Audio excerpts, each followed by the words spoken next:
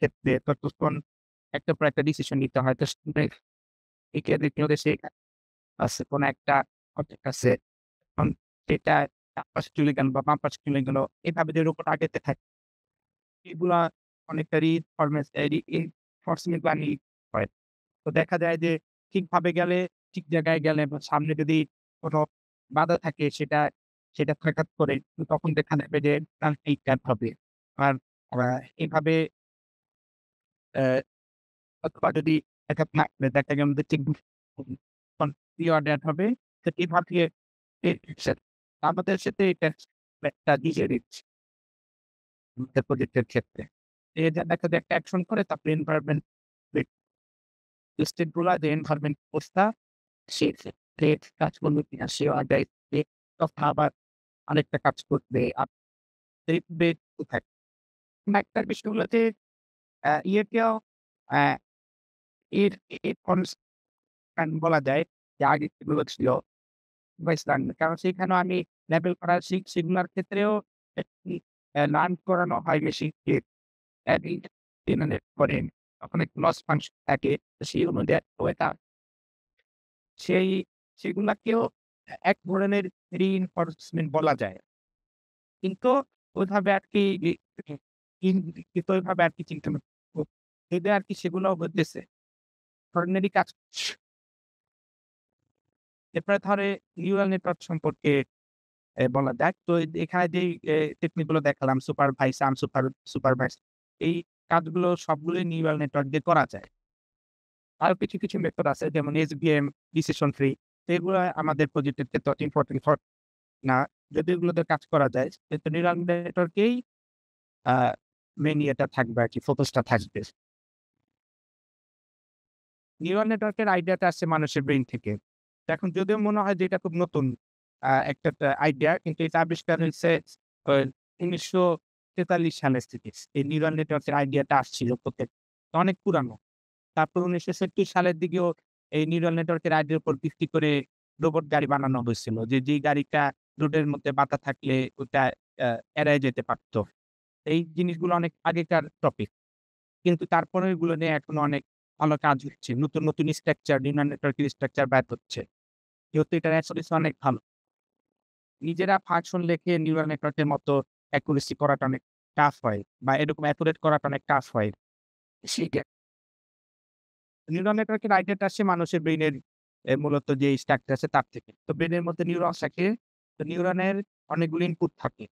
Next 1, next 2 এখানে দেখা যাচ্ছে এগুলো হলো তো সেই ইনপুট গুলো নিয়ে তখন আবার অনেকগুলো আউটপুট জেনারেট করতে পারে একটা নিউরন। তো এটা হলো একটা নিউরনের স্ট্রাকচার। আবার নিউরন একটার সাথে আরেকটা কানেক্টেড থাকে। যেমন এই নিউরনের যে ইয়েস থেকে এক্সনের সাথে আবার আরেকটা ডেনড্রন আ কানেক্টেড আছে। তো এইভাবে এ এ নেটওয়ার্ক তৈরি করে নিউরন গুলো। তো এখান থেকে আইডিয়া নেওয়া হয়েছে নিউরাল নেটওয়ার্কের। তো অ্যাক্সন মানে নিউরন থেকে যে আইডিয়াটা করা হয়েছে বা নিউরনকে এমুলেট করে যেই স্ট্রাকচারটা বানানো হয়েছে সেটা হলো পারসেপ্ট্রন। স্ট্রাকচারটা যেরকম হয় সেটা হলো যে নিউরনের মতোই। নিউরনের যে দেখা যায় যে অনেকগুলো ইনপুট থাকে। তো সেইখানে এ অনেকগুলো এরকম X1, X2 এগুলো হলো আর আ এখানে X0 একটা আছে। এটা কোনো ইনপুট হিসাবে বা ইনপুট বলা যায় না। এটাকে বায়াস ফাংশন বলে। অনেক সময় এটা ভিতরে রাখে। তো এই ছবির ক্ষেত্রে এটা বাইরে দিছে যে একটা বায়াসিং। তো এই ইনপুট গুলোর সাথে ওয়েট গুণ হয় সাধারণত। যেমন 1 এর সাথে বা X0 এর সাথে B গুণ হবে বা 1 এর সাথে B গুণ হবে। তারপরে X1 এর সাথে ওয়েট 1 গুণ হবে। X2 এর সাথে এইটা। এভাবে গুণ হয়ে সবগুলা সাধারণত যোগ হয়।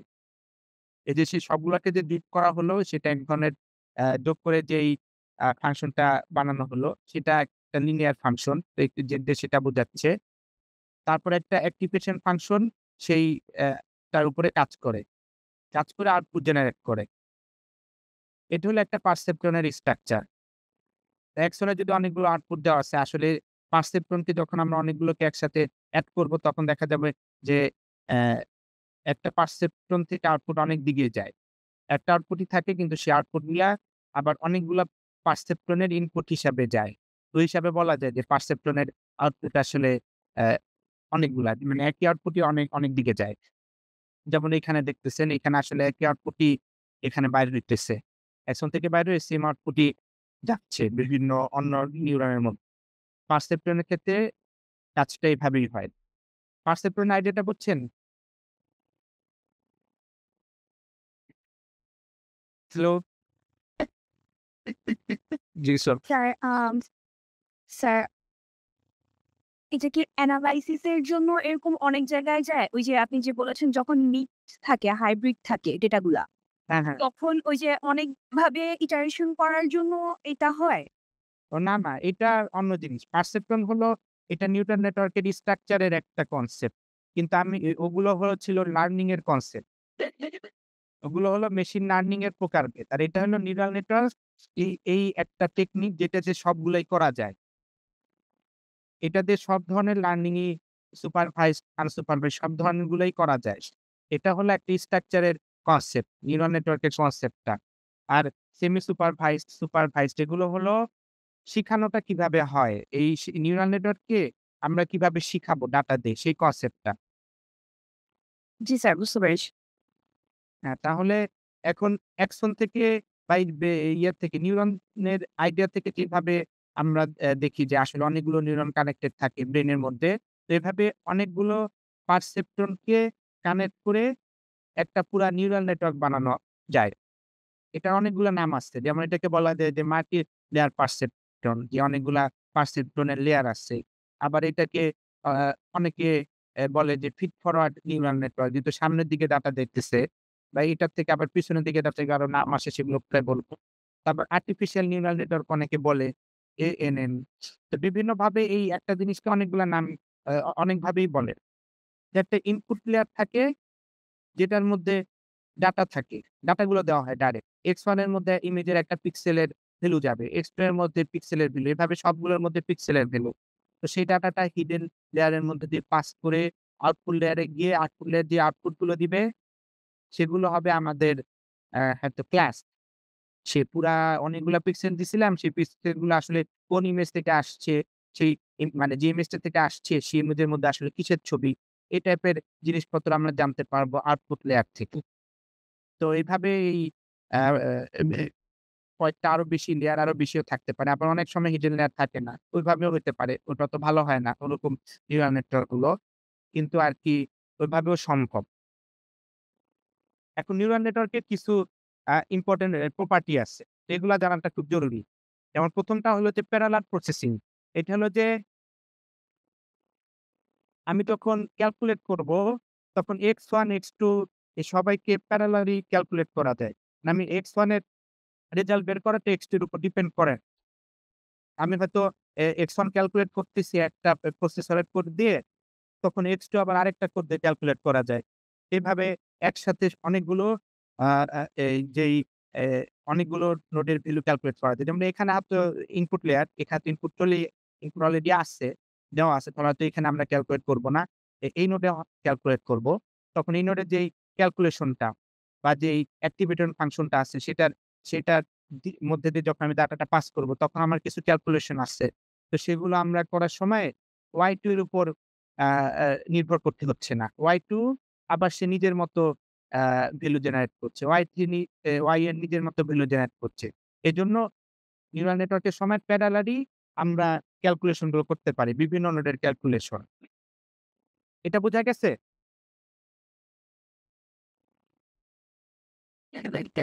হ্যালো?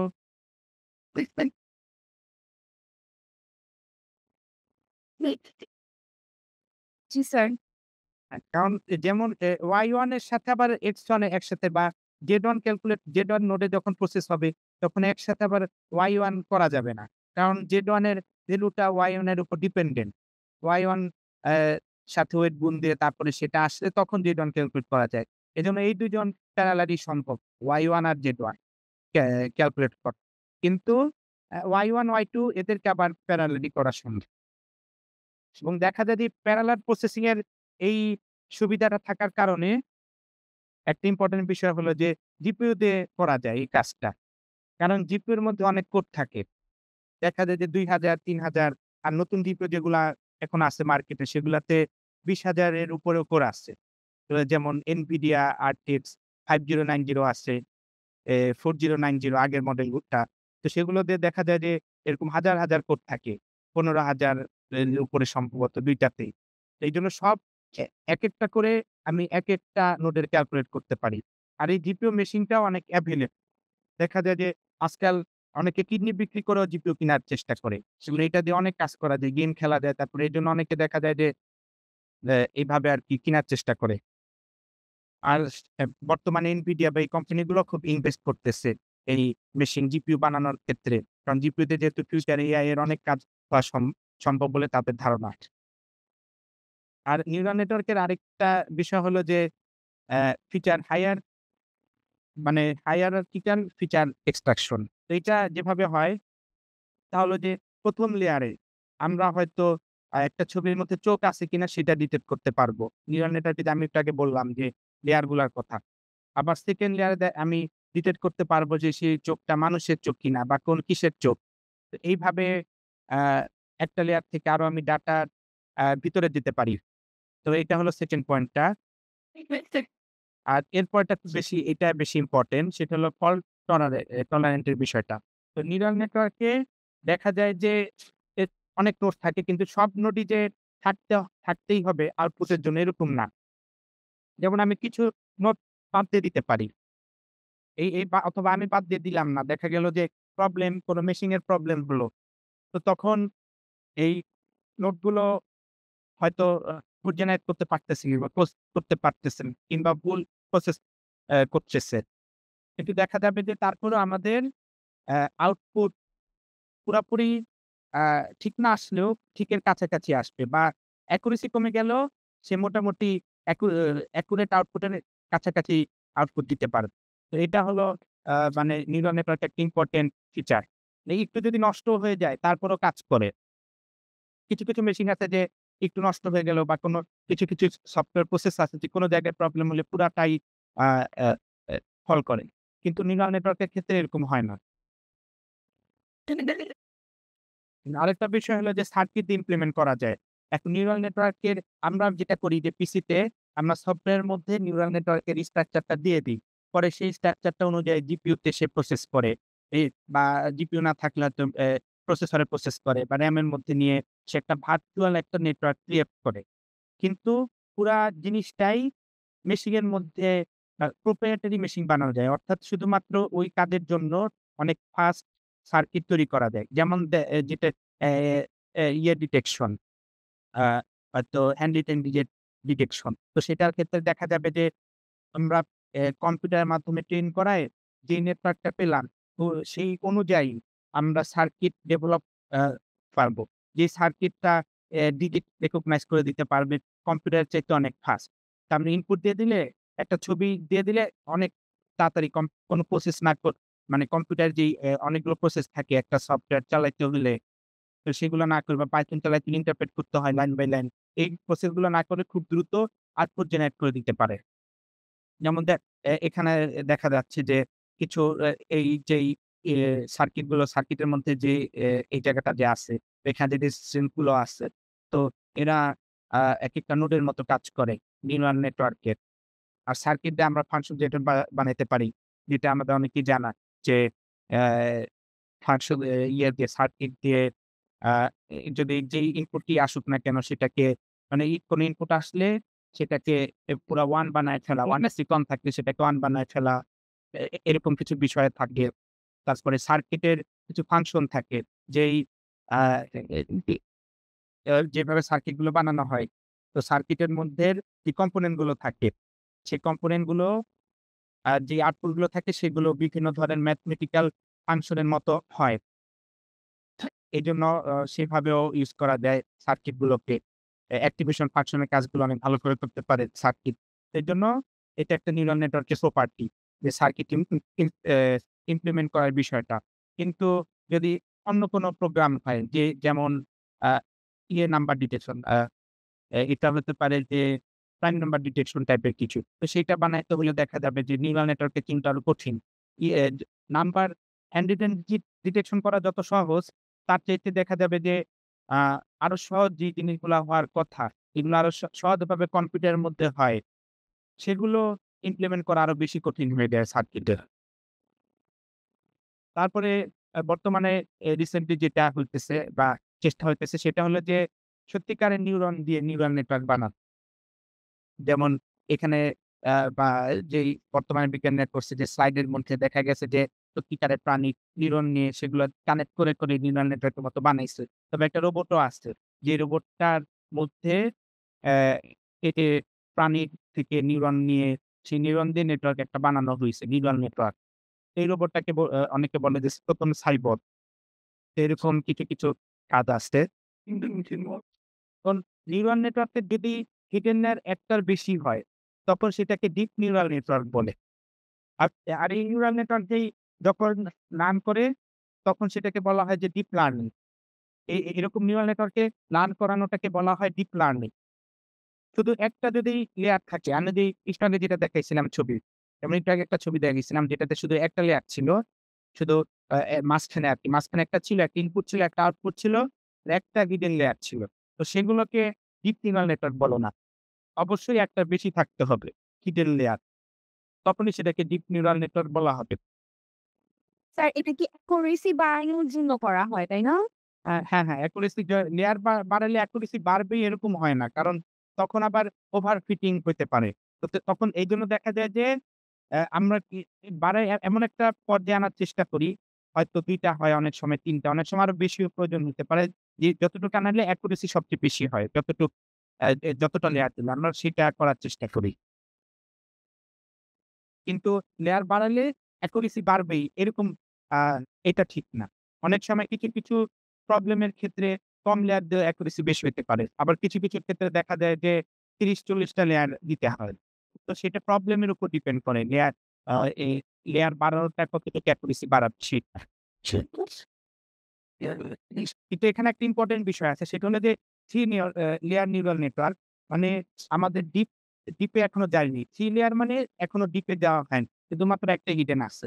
তো সেই নিউরাল নেটওয়ার্ক গুলো যেকোনো ফাংশনকে সম্ভবত বা মানে পুরা ভ্যালু পারফেক্ট ভ্যালু না দিলেও অ্যাপ্রক্সিমেট করতে পারে। এইজন্য যদি অনেক নিউরন থাকে মানে মাঝখানের লেয়ারটা আর ইনপুট আর আউটপুট বাদ দিয়ে যে মাঝখানে যে হিডেন লেয়ারটা আছে সেটা যদি অনেক বড় করার অ্যা অপশন থাকে, তো তখন দেখা যায় যে আমাদের অ্যা একটা লেয়ারেই আসলে সব ধরনের কাজই করা আরকি হয়ে যাবে সম্ভব। মানে এই সব ধরনের ক্লাসিফিকেশন গুলাই যেগুলো মাল্টি লেয়ার দিয়ে করা যেত সেগুলো একটা লেয়ার দিয়েই আর বা একটা হিডেন লেয়ার দিয়ে যেগুলো মাল্টিপল হিডেন লেয়ার দিয়ে করা যেত সেগুলো একটা হিডেন লেয়ার দিয়েই করা সম্ভব হতে পারে। তো তখন কিন্তু একটা প্রবলেম হলো যে এনাফ হিডেন নিউরনটা আসলে কয়টা? দেখা গেল যে আমরা আসলে ১ম লেয়ারে ১০ টা নিউরন দিলাম। 2nd লেয়ারে ১০ টা থেকে 3rd এ ১০ টা, 4th আবার হয়তো আমাদের ক্লাসিফাই করতে হবে ২ ধরনের ডাটা। তাহলে ফাইনাল লেয়ারে ২ টা নিউরন আছে। এখন এরকম একটা নেটওয়ার্ককে যখন আমাকে বেঁধে দেওয়া হবে যে মাঝখানে একটা হিডেন লেয়ার থাকতে হবে, তখন দেখা যায় যে অনেক বেশি হিডেন নিউরন প্রয়োজন হয়ে যেতে পারে। অর্থাৎ এই যে এই নেটওয়ার্কটা এটাকে যদি আমি মাঝখানে তো আমার আসলে ১৫ টা নিউরন আছে। এখন আমি চিন্তা করলাম যে না, আমি এই ১৫ টা নিউরন বাদ দিয়ে আমি একটা লেয়ার দিব মাঝখানে। এ এ এই যে এই ৩ টা লেয়ার থাকবে না, একটা লেয়ার থাকবে। কারণ একটা লেয়ার দিয়ে তো ফাংশন অ্যাপ্রক্সিমেট করা যায়। আমার থিওরি বলতেছে যেহেতু। কিন্তু তখন যেটা দেখা যায় যে সেই একটা লেয়ারে ১৫ টা নিউরন দিয়ে কাজ হয়ে যাবে।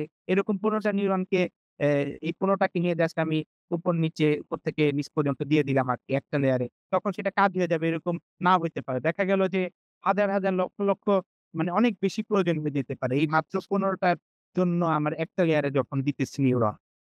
এই এই এই আইডিয়াটা বুঝা গেছে?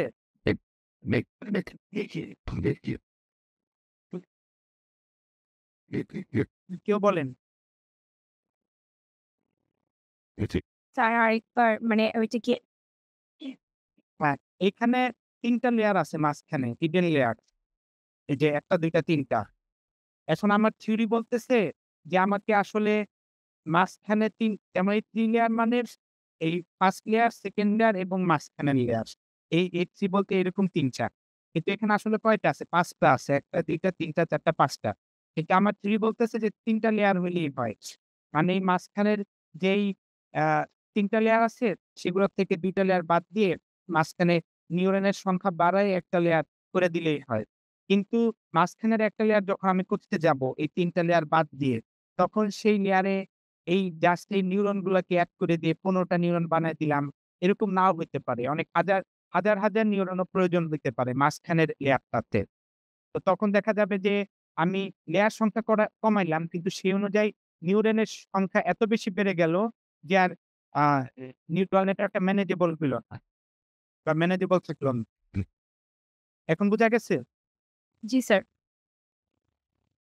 তো এইজন্য যদিও এই এক্সপেরিমেন্টটা আছে কিন্তু আমরা তারপরে দেখি যে আসলে 4 লেয়ার, 5 লেয়ার বিভিন্ন সংখ্যক লেয়ারের নিউরাল নেটওয়ার্ক বর্তমানে চলতেছে। বিখ্যাত বিভিন্ন স্ট্রাকচার আছে।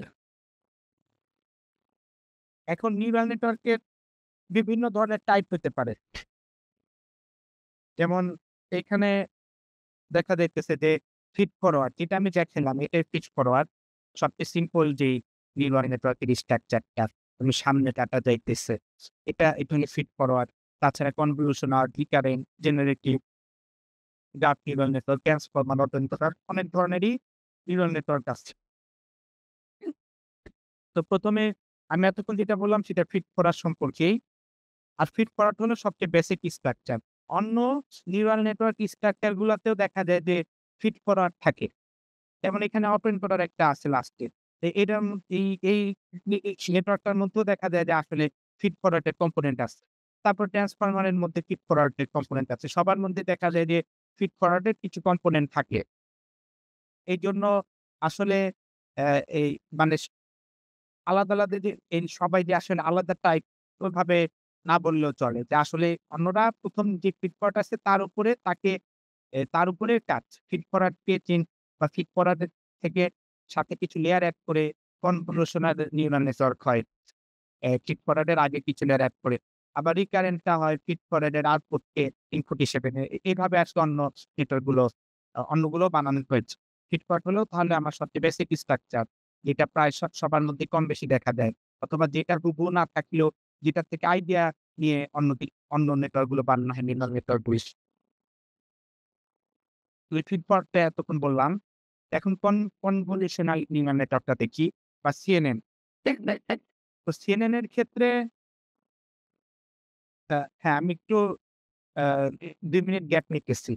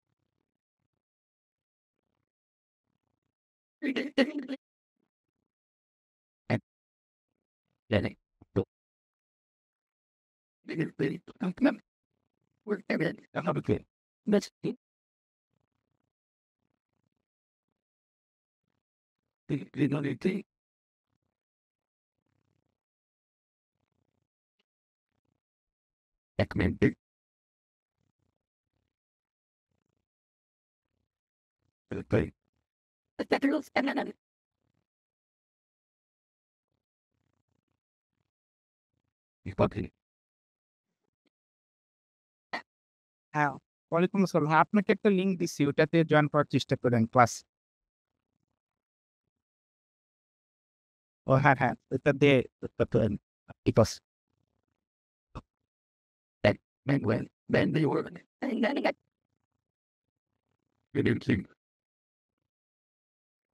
বাহ!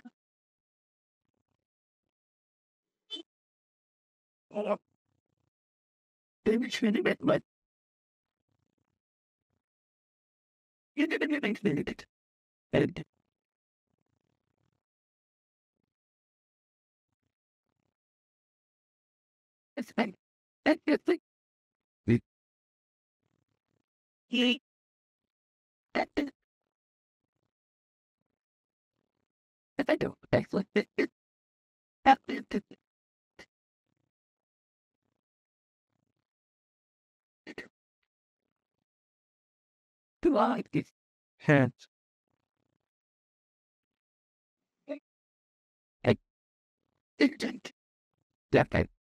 হ্যাঁ, এটাতে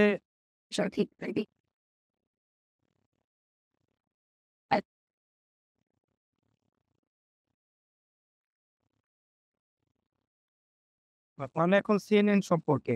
তো CNN এ যেটা হয়, তাহলে যে নিউরা ফিড করা নিউরাল নেটওয়ার্কের আগে কিছু কনভলিউশনাল লেয়ার। তো এই লেয়ার গুলা যেভাবে কাজ করে তা হলো যে আ কিছু এরকম আমাদের অ্যারে থাকে। 1D বা 2D এরকম কিছু অ্যারে থাকে, সেগুলোর মধ্যে ভ্যালু থাকে। 3D অ্যারে থাকে, 1D সাথে তো থাকেন। সেগুলোকে বলা হয় কার্নেল। তো সেই অ্যারে গুলো স্লাইড করে ইমেজের উপরে। যেমন এখানে একটা ইমেজ আছে। এইটার উপরে ১ম এ এখানে থাকবে, এভাবে আস্তে, আস্তে স্লাইড করতে থাকবে। স্লাইড করে এভাবে স্লাইড করতে থাকে। স্লাইড করে সেই আ এ যেই জায়গার উপরে কার্নেলটা আছে সেই জায়গা থেকে ডাটাগুলো নিয়ে কার্নেলের মধ্যে ভ্যালু থাকে সেই ভ্যালুর সাথে গুণ দেয়। গুণ দিয়ে তারপরে যোগ করে। তো এই কাজটাকে কনভলিউশন বলে।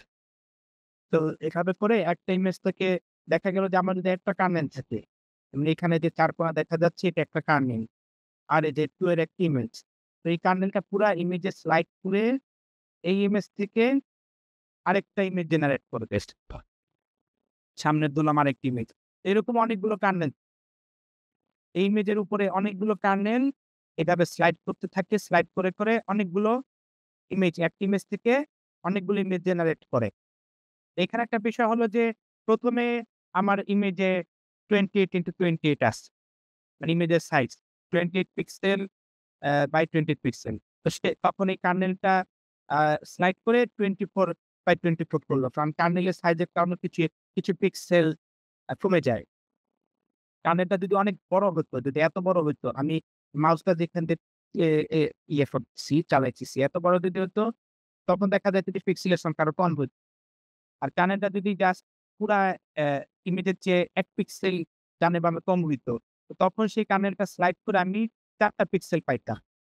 মানে এই যে এই কার্নেলটা যেখানটা আমি নিতেছি, নিচে শুধু ১ টা পিক্সেল আছে কিনলে। আর এই যে আমার মাউসটা যেখান দিয়ে যাচ্ছে, এই জায়গাতে একটা কার্নেল। মানে কার্নেলটা ১ম যে পজিশন দেখাইলাম, এই পজিশনের জন্য একটা ভ্যালু জেনারেট করবে।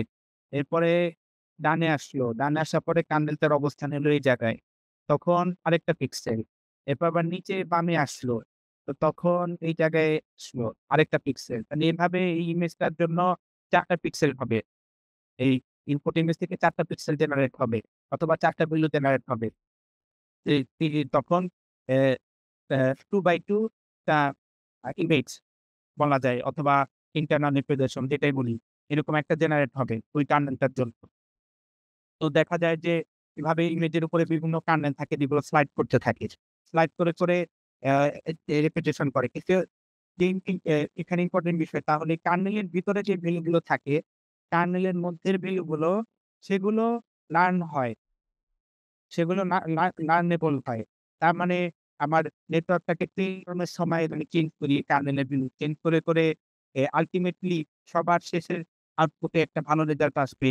ও ও তো এমন একটা কার্নেল জেনারেট হয় বা এমন অনেকগুলো কার্নেল জেনারেট হয়। তখন দেখা যায় যে একটা ১ম ইমেজ থেকে দেখা গেল যে এখানে আ N1 ইমেজ জেনারেট প্রথম ইমেজটা থেকে 5x5 কার্নেল এখানে ধরে নিচ্ছে ওরা। মানে কার্নেলটার উপরে 5টা বিলিয়ন হবে, মানে গ্রিডের মধ্যে ছোট ছোট বিলুপট আসছে একটা স্কোয়ার গ্রিডের মধ্যে। তো আহ দৈর্ঘ্য বরাবর 5টা, প্রস্থ বরাবর বা উচ্চতা বরাবর 5টা। এরকম 5x5 আহ এই ফলোইং টেস্টারে কার্নেল থাকে। তো এইভাবে অনেকগুলো N1 টা ইমেজ জেনারেট হলো।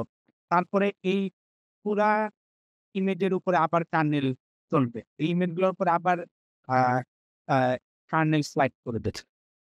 কিন্তু এখন এই লেয়ারে যে কার্নেলটা স্লাইড করবে, সেই কার্নেলের দেখা যায় যে আ সবগুলো ইমেজের জন্য করতে হয়। প্রত্যেকটা কার্নেলের সবগুলো ইমেজের জন্য এভাবে স্লাইড করে যেতে হয়।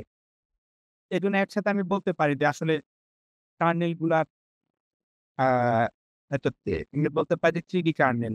অর্থাৎ কার্নেল গুলা ভ্যালু আ ৩ টা ডাইমেনশনে আছে। ডানে, নিচে আবার এদিকেও আছে। ৩ টা ডাইমেনশনে কার্নেলের ভ্যালু আছে। তো এইভাবে অ্যা বে বা ৩ টা ডাইমেনশনে একইগুলো রিপিটেশন আছে। এভাবে কার্নেল আছে অনেক। এভাবে বলে আবার 2nd টার উপরে কার্নেল চলবে। আবার মাঝখানে দেখা যায় যে ম্যাক্স পুলিং লেয়ার থাকে। তো ম্যাক্স পুলিং লেয়ার যেটা করে যে আমার তো দেখা যাচ্ছে যে ইনপুট ইমেজ থেকে অনেক ইমেজ জেনারেট হয়ে যাইতেছে। তার মানে আমার যদি আ ইমেজ থাকে আমার ডাটা সেটের মধ্যে ৫০,০০০ টা, সেটা তখন দেখা যাবে যে এই ১ম লেয়ারের জন্য হয়তোবা আরো ৫০,০০০ এর উপরে আরো ৫০ গুণ দিলাম। তখন মিলিয়ন, মিলিয়ন ইমেজ চলে যাচ্ছে। এত ছবির জন্য আসলে ট্রেন করাটা অনেক টাফ। তাই ম্যাক্স পুলিং এর কাজ হয় সাইজ ছোট করে নিয়ে আসে। এবং ডাইরেক্ট অনেক ছোট করে নিয়ে আসে। 22 ম্যাক্স পুলিং যেটা করে যে এটা আসলে একটা স্কোয়ার গ্রিড, দৈর্ঘ্য বরাবর ২ টা ঘর আছে, আবার উচ্চতা বরাবর ২ টা ঘর আছে। এরকম একটা স্কোয়ার গ্রিড। সেই স্কোয়ার গ্রিডটা সেই জাস্ট এই ইমেজের উপরে স্লাইড করবে। স্লাইড করে কোনো গুণযোগ কিছু করবে না। দেখবে যে ওই গ্রিডটার নিচে এরকম এটা তো কার নেই। কিন্তু কার্নেলের জায়গায় ম্যাক্স পুলিং এর সেই গ্রিডটাকে কল্পনা করি। সেই গ্রিডটার নিচে যে পিক্সেল গুলো থাকবে ভ্যালু, তার মধ্যে সবচেয়ে বড় ভ্যালুটাকে নিবে। নিয়ে তারপরে নতুন ইমেজ জেনারেট করবে সে সবচেয়ে বড় ভ্যালুটাকে দিবে।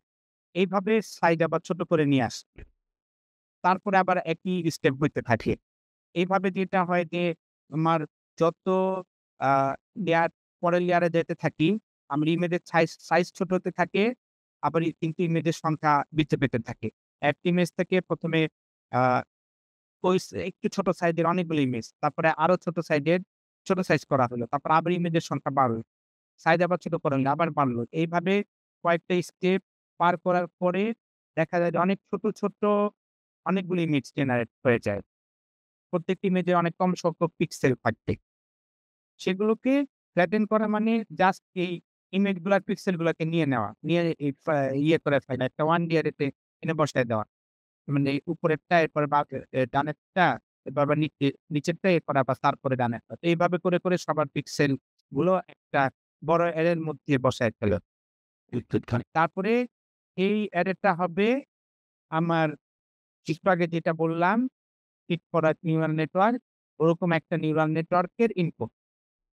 তার মানে আমার একটা ইমেজ ছিল, যে ইমেজকে আমি কার্নেল দিয়ে আ কিছুটা আরো ইমেজ জেনারেট করে, ইমেজেরকে আবার ছোট করে জেনারেট করে, এরকম কিছু স্টেপ আমরা করলাম আগে। যে স্টেপগুলো করে আমরা প্রসেস করে, করে তারপর আমরা আরেকটা আ লেয়ারের মধ্যে বসায় দিলাম। তো এখন এই যে প্রসেস গুলো হয়, এগুলো সবচেয়ে ইম্পোর্টেন্ট বিষয় যেটা বা যেটা অনেক বুঝতে সমস্যা করে, সেগুলো কার্নেলের প্যারামিটার গুলা লার্নেবল হওয়ার বিষয়। অনেকে মনে করে সামনে বলে প্যারামিটার হয়তো লার্নেবল। এগুলো আ যে ভ্যালু থাকে সে ভ্যালুই থাকবে। একটা হার্ডকোডের ভ্যালু। কিন্তু বিষয়টা এরকম হয় না। কার্নেলের প্যারামিটার লার্নেবল। এজন্য পুরা কার্নেল গুলো কানেক্টেড থাকবে। কার্নেলের মানে ইয়ের মধ্যে আমার যখন নিউরাল নেটওয়ার্কটাকে ট্রেন করানো হবে, তখন অ্যা যেই আমার যেই ট্রেনিং অ্যালগরিদমিক না কেন, গ্রেডিয়েন্ট বা যেটাই থাকে, অ্যাডাম বসছে আ অ্যা তারপরে আরো কি, কি আছে জানি, অ্যাডাম বসছে পৃথিবীতে ওই অ্যালগরিদম গুলোর মধ্যে তখন এগুলো আ কানেক্টেড থাকতে হবে। কারণ ওই অ্যালগরিদম গুলো আবার পিছনে ভ্যালু পাঠায়, এবং কিছু, কিছু বিষয় আছে সেগুলোর জন্য। তো এটা অনেকে ভুল করে ফেলে। কার্নেল গুলোকে কানেক্টেড না করে লার্নিং অ্যালগরিদম এর সাথে কার্নেল গুলোকে কানেক্টেড না করে শুধুমাত্র এ ফুলি কানেক্টেডটা ট্রেন করে। এগুলোতে আমিও করছিলাম। দেখা গেছিল যে আমাকে দেওয়া হয়েছিল হ্যান্ডরিটেন ক্যারেক্টার রিকগনিশন করার জন্য। তো তখন আমার এই কোন কাজ হইতো না। CNN এর লেয়ার গুলো কোন কানেক্টেড ছিল না। তার মানে নাম হইতো শুধু আ ইয়েটা নিউজ ফিড করার নেটওয়ার্ক। আগের কোন কাজই মানে CNN দিয়ে কোন লাভই হয়নি। এই বিষয়টা মনে রাখতে হবে স্ক্রিনের জন্য। এটা কি ক্লিয়ার? জি স্যার। এইটা আপনার সম্ভবত দেখি হ্যাঁ, স্যার ইমেজের সংখ্যা বাড়ছে কেন? এটা আরেকবার বলবেন? মানে ইমেজের সংখ্যা তো বেড়ে যাচ্ছে কেন? আমার কার্নেল থাকবে অনেকগুলা। কার্নেল যেমন এখানে একটা কার্নেল এই ইমেজের উপরে একটা কার্নেল স্লাইড করলে তো একটা ইমেজই হ্যাঁ, ঠিক আছে। কিন্তু কার্নেল একটা থাকবে। কার্নেল থাকবে অনেকগুলা। অন্য ভিডিওয়ালা। এটা একটা ভিডিওয়ালা কার্নেল, ৪ কোণে যে ডট, ডট এটা একটা কার্নেল। এরকম আরেকটা আছে মূলত। আরেকটা এরকম স্লাইড করে আরেকটা দিনের সে পিছনেরটা। এই সামনের কার্নেলটা এই সামনের ইমেজটা। মনে করেন আরেকটা কার্নেল ছিল এর আগে যেটার পিছনেরটা জেনারেট করছে। এরকম একেকটা কার্নেল একেকটা ইমেজ জেনারেট করে। কার্নেল অনেকগুলা থাকে আরকি। এজন্য ইমেজ বেশি হয়। এটা বুঝা গেছে? জি স্যার। এখন চেইনের স্ট্রাকচার এটা সবারই জানা থাকার কথা।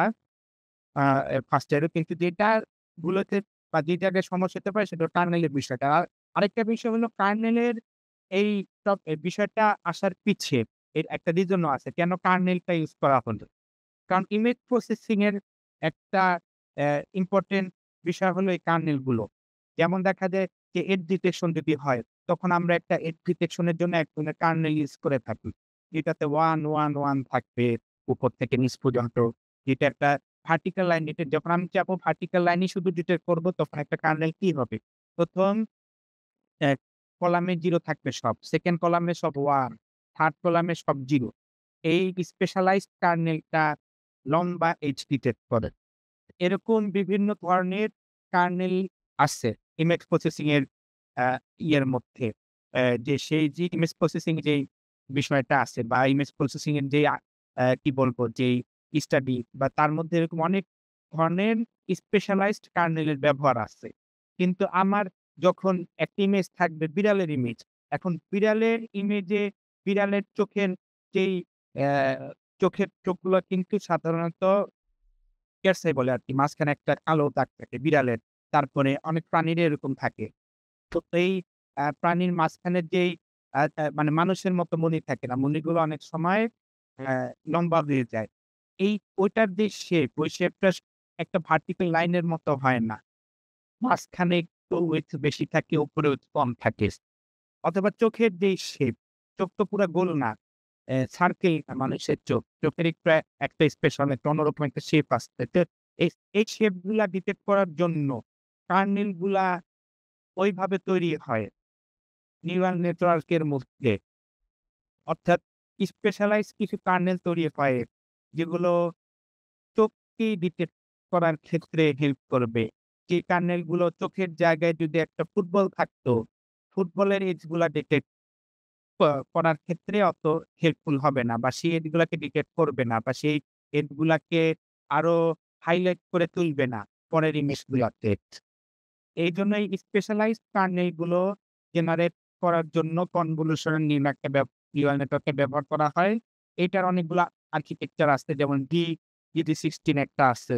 এরকম অনেকগুলো আ অ্যা কনভলিউশন নিউরাল নেটওয়ার্কের স্ট্রাকচার আছে। এই যেগুলো এখন বর্তমানে তৈরি পারে বা এটা অনেক হাইলি ইউজড একটা নিউরাল নেটওয়ার্ক। কিন্তু এটা যে শুধুমাত্র ছবির ক্ষেত্রে ইউজ হয় এরকম না। ছবির জায়গায় টেক্সটের ক্ষেত্রে অনেক সময় ইউজ হইতে পারে। অন্যান্য অনেক ক্ষেত্রেও এটা ইউজ হয়।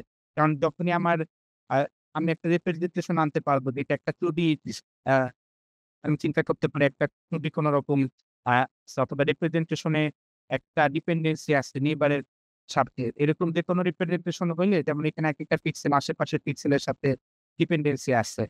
যখন একটা পিক্সেলের পাশেরটা কালো পিক্সেল হবে বা কোণারটা কালো পিক্সেল হবে, তখন আমি সেটাকে বলব যে আসলে কলোনির দ্বারা কানেক্টেড বা যে ছবিটা আঁকছে সে হাত না উঠায় আঁকছিল।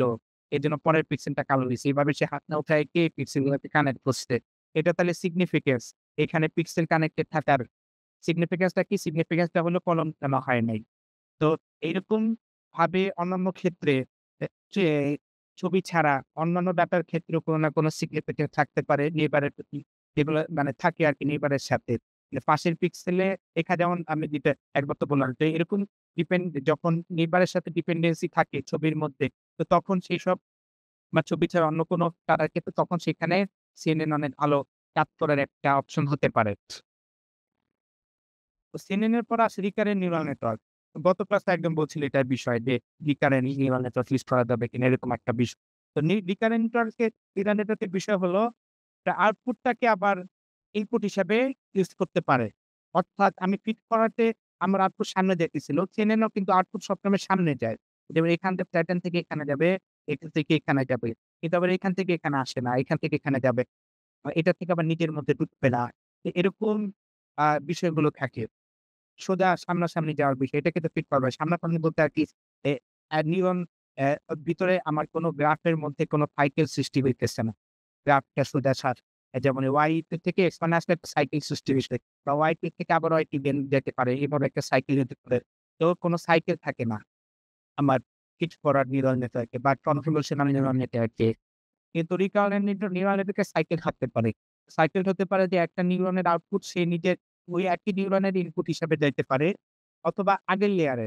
এখানে যেমন এই ছবির মধ্যে নাই সেটা সেটা কি হতে পারে যে এই নিউরন থেকে আগের কোনো একটা লেয়ারে গেল আউটপুট। এভাবেও রিকারেন্ট নিউরাল নেটওয়ার্ক হতে পারে। তো রিকারেন্ট নিউরাল নেটওয়ার্ক দিয়ে সাধারণত যে ডাটাগুলো সিকোয়েন্সিয়াল ডাটা যেমন আ হতে পারে যে একটা সেন্টেন্সের মধ্যে সাধারণত সিকোয়েন্সিয়াল একটা বিষয় থাকে। যেমন ওয়ার্ডগুলো উল্টাপাল্টা হয়ে গেলে মিনিং চেঞ্জ হয়ে যায়। বা ওয়ার্ডগুলো উল্টাপাল্টা হয়ে গেলে মিনিং নষ্ট হয়ে যেতে পারে। এরকম কিছু সিকোয়েন্সিয়াল বিষয় আছে। যেমন অ্যা একজন ব্যক্তি বলল যে, "এখানে ফুল ছিঁড়বেন না।" ডটস করে আ এরপর একটা দিল। ওটাকে বলে তাড়ি দিয়ে বলল যে, "ছিঁড়লে ৳১০০ জরিমানা।" এখন ওই না এর আগে যদি দাড়িটা চলে যায়, ফুল ছিঁড়বেন, তারপরে দাড়ি হয়ে গেল। এরপরে গেল, "না ছিঁড়লে ৳১০০ জরিমানা।" তখন অর্থটা পুরা উল্টাই গেল। শুধুমাত্র একটা দাড়ি, এই ক্যারেক্টারটা আগে পিছে নেওয়ার জন্য। এখানে কোনো চেঞ্জ হয় নাই। কোনো শব্দ এড করা হয় নাই। এই ইয়েটার মধ্যে। এই ২ টা সেন্টেন্সের যে কম্বিনেশন বা এখানে যে টেক্সটটা আছে, এই টেক্সটের মধ্যে কোনো শব্দ আ এড করা বা কমানো হয় নাই। তাহলে তার মানে এখানে আমার একটা সিকোয়েন্সিয়াল বিষয় আছে। যে সিকোয়েন্সের মধ্যে কোনো একটা জিনিস আগে পিছে হইলে সেটার মিনিং, সেটার কনটেক্সট চেঞ্জ হতে পারে। এই বিষয়টা ধরার জন্য নিউরাল নেটওয়ার্ক অনেক ভালোভাবে কাজ পারে বা কাজ করার একটা এখানে পসিবিলিটি আছে।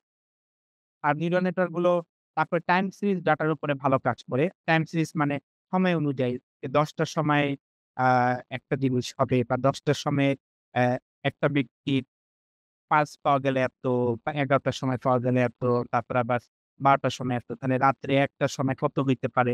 এই ধরনের যে প্রেডিকশন গুলো আছে, সেগুলোর ক্ষেত্রেও রিকারেন্ট নিউরাল নেটওয়ার্ক একটা অপশন হতে পারে। এটা বুঝা গেছে আইডিয়াটা?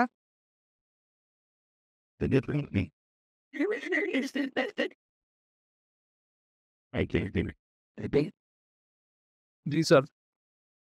হ্যাঁ, এখন রিকারেন্ট নিউরাল নেটওয়ার্কের কিছু সমস্যা আছে। যেমন এটা ট্রেন করানোর সময় দেখা যায় যে অনেক বেশি সিকোয়েন্স বড় হইলে তো তখন আ এটা অনেক বড় একটা অনেক বেশি লেয়ার আলা একটা নেটওয়ার্ককে ট্রেনিং করার যেই ঝামেলাগুলো, সেই ঝামেলাগুলো আবার নিউরাল নেটওয়ার্কের মধ্যেও দেখা যায়। যেমন এগুলাকে বলে গ্রেডিয়েন্ট, আ গ্রেডিয়েন্ট ছোট হয়ে যেতে এরকম কিছু বিষয় আছে। ভ্যানিশিং গ্রেডিয়েন্ট প্রবলেম বলা হয়। তো এরকম কিছু প্রবলেম আছে যেগুলো আজকের বিষয় না। মানে আজকে লার্নিং এ ফোকাস রাখতে স্ট্রাকচার এর তো কাজ বা স্ট্রাকচার সম্পর্কে জানলে আপনাদের কাজ হয়ে যাবে। কারণ লার্নিং এর জন্য কিছু অ্যালগরিদম দেওয়া থাকে। আমাদের স্ট্রাকচার নিয়েই মেইনলি কাজ করতে হয়। যখন কোন এক কিছু ডেভেলপ করতে হবে প্রজেক্ট বা কোন একটা রিসার্চ, তখন দেখা যায় যে ফোকাস থাকে যে কিভাবে স্ট্রাকচার গুলো বসায় কিভাবে কাজগুলো করা যায়। লার্নিং এর জন্য তো কিছু আছে অ্যাডাম অপ্টিমাইজার, এরকম কিছু আছে যেগুলা সব ক্ষেত্রেই ইউজ হয়। ওগুলার উপরে আরকি আ অত বা আমাদের যেই প্রজেক্ট আছে সেটাতে ওগুলার খুব একটা কাজ এরপরে আরেকটা আছে সেটা হলো যে জ্ঞান জেনারেটিভ অ্যাডভার্সারিয়াল নেটওয়ার্ক। তো এইটা যেভাবে কাজ করে হলো এখানে ২ টা নেটওয়ার্ক থাকে। এবং ২ টা অ্যা অ্যা এই দুজনকে আলাদাভাবে করা হবে, ট্রেন করা হবে। যেমন এখানে কিন্তু একটা কনভলিউশনাল নিউরাল নেটওয়ার্ক আছে। আবার এটা আছে ডিকনভলিউশন। তো এই ২ টা নেটওয়ার্ক আ কে ট্রেন করানো হবে। তো এখানেও কিছু লেয়ার আছে, কনভলিউশন লেয়ার। তারপরে আমাদের মাঝখানে যে প্রিকন্টেক্সট লেয়ার, আউটপুট লেয়ার। এরকম এখানে ২ টা আলাদা, আলাদা নেটওয়ার্ক থাকে। তো যেভাবে কাজটা হয় তা হলো ১ম এই নেটওয়ার্কটা যেটা আমি দেখাইতেছি জেনারেটর নেটওয়ার্ক, এই নেটওয়ার্কের কাজ হয় নিজের থেকে কিছু ছবি জেনারেট করা বা নিজের থেকে কিছু ডাটা জেনারেট। ইনপুট হিসাবে যাবে র‍্যান্ডম নয়েজ। মানে ইনপুট হিসাবে যে ছবিগুলো এখানে যাচ্ছে এগুলো কোনো মানুষের ছবি নেই। জাস্ট কিছু র‍্যান্ডম নয়েজ বলা যায় অথবা র‍্যান্ডমলি জেনারেটেড ডাটা বলা যায়। Random values. এইসব র‍্যান্ডম ভ্যালু থেকে এই জেনারেটরের কাজ হবে কিছু আ ছবি জেনারেট করা। কিন্তু ১ম এ যখন আমরা কাজ ট্রেন করা শুরু করব তখন অবশ্যই নেটওয়ার্কটা ট্রেন্ড না। তো তখন র‍্যান্ডম নয়েজ থেকে র‍্যান্ডম এর কাছাকাছি বা র‍্যান্ডম কিছু ফেসই জেনারেট করবে। র‍্যান্ডম ফেস মানে যেকোনো আরকি এই র‍্যান্ডম নয়েজ এর মতোই ১ম দিকে কিছু জিনিসপত্র জেনারেট করবে। আর এটা হলো জেনারেটরটা। আর এটার সাথে ইন্ডিপেন্ডেন্ট আরেকজন জেনারেট ক এ আরেকজনের একটা আছে ডিসক্রিমিনেটর। সে কি করবে?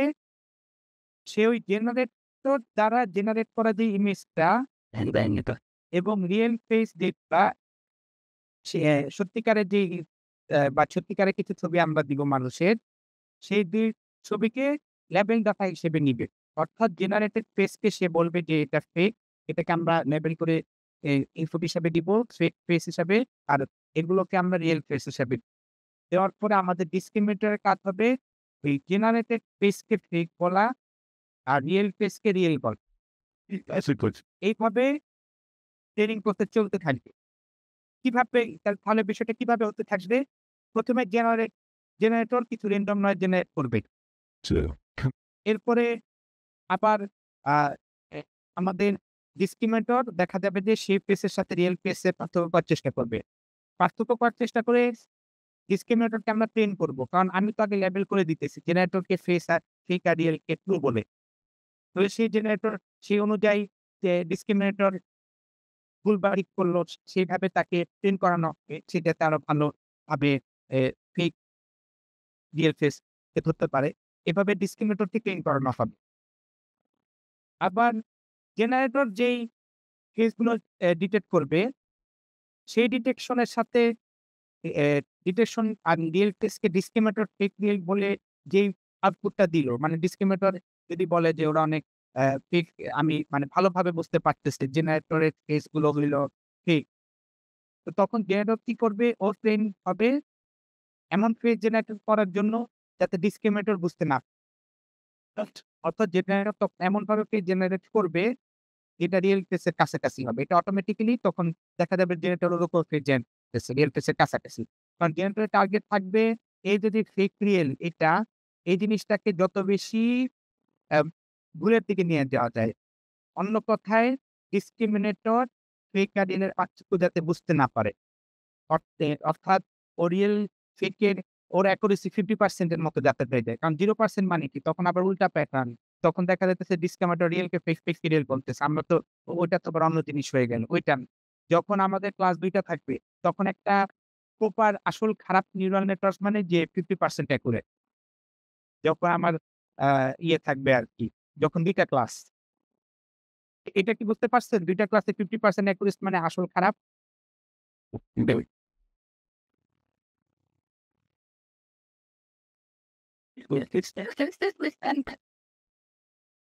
হ্যালো?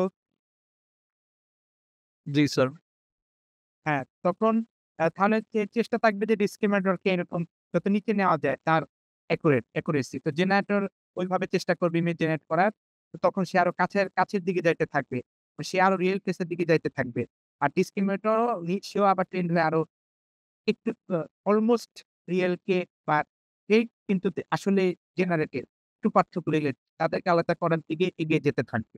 তখন ২ জন এইভাবে ট্রেন্ড হয়ে আল্টিমেটলি আমরা এটা এভাবে যে আমরা ২ জনকে একজনের সাথে আরেকজনকে এ ইয়ে করতেছি, কম্পিটিশন করাইতেছি। এজন্য এটাকে বলা হইতেছে অ্যাডভার্সারিয়াল নেটওয়ার্ক। আর জেনারেটিভ কেন? কারণ সে জেনারেট করতে পারতেছে ইমেজ। এইভাবে যদি খুব ভালো একটা নেটওয়ার্ক বানানো যায় তাহলে সে আজকাল দেখবেন যে অনেক হয়। ইমেজ জেনারেট করা যায়। গড়কে বললে যে পাশে একটা আ অ্যা এড করে দাও। আমার পাশে একটা কিছু এড করে দাও বা এরকম জিনিসপত্র বা চশমা পরায় দাও। এরকম জিনিসপত্র দিলে কিন্তু আজকাল গড় এই সফটওয়্যারটা পারেন যেটা Twitter এর। এরা বোধহয় এত ভালো পারে না অন্যরা। তো এই বিষয়টা গড় কিভাবে পারছে? তো গড় জেনারেটিভ অ্যা অ্যালগরিদম গুলো ইউজ করার মাধ্যমে তার মানে সেও আসলে ভিতরে অনেক অ্যা আ ভিতরে গেলে এরকম কিছু একটা পাওয়া যেতে পারে। এইভাবে adversarial নেটওয়ার্ক এর মতো। এটার আইডিয়া কি পুরাপুরি বুঝতে পারছেন? কেউ বলেন? এক জি স্যার, বুঝতে পেরেছি। হ্যাঁ। তো এটার পরে যেটা হলো সেটা হলো গ্রাফ নিউরাল নেটওয়ার্ক। এটার কনসেপ্টটা নিউরাল নেটওয়ার্কের থেকে একটু অন্যরকম। আমরা ১ম এ একটা গ্রাফের দিকে তাকাই। যেকোনো একটা গ্রাফ চিন্তা করেন যে এটা একটা গ্রাফ আছে। এই যে এই বিভিন্ন ভার্টেক্স এর সাথে যেমন একটা ভার্টেক্স, এই ভার্টেক্স এর মধ্যে আবার মাঝখানে একটা এভাবে গ্রাফ আছে। এক সেই গ্রাফ থেকে আমরা আসলে প্রত্যেকটা গ্রাফের প্রত্যেকটা নোডকে গ্রাফের প্রত্যেকটা নোডকে একটা নেটওয়ার্কের আউটপুট হিসাবে চিন্তা করতে পারি। কিভাবে? যে এই নোডের সাথে এই নোডের কানেকশন আছে। তার মানে ওর থেকে এর মধ্যে ডাটা যায়। সি এর থেকে যায়, বি এর থেকে যায়। আবার এ এর থেকে এভাবে ঘুরে যায়। আবার এই যে আমি যে আমার মাউসটা দেখি এভাবে যায়। আবার এই যে এখান থেকে এখানে যায়। বা এখান থেকে এখানে যায়। তো এভাবে এর মধ্যে বিভিন্ন জায়গা থেকে ডাটা এসে আমরা চিন্তা করতে পারি যে আমার একটা আউটপুট নোড। অন্য সবাই ইনপুট নোড ইনক্লুডিং এ মানে এ থেকে আবার ঘুরে আসতে পারে। এ থেকে আর এইভাবে ঘুরে, এভাবে থেকে B, C, A এভাবে আসতে পারে। এভাবে এই এর আউটপুট চিন্তা করে এবং বাকি সবার আউটপুট চিন্তা করে আমরা ভাবতে পারি বা ধরে নিতে পারি যে একটা আউটপুট নোড এবং অন্য সবাই হলো ইনপুট। এইভাবে একটা গ্রাফ থেকে একটা নেটওয়ার্ক বানানো যায়। যেটা আসলে নিউরাল নেটওয়ার্ক না।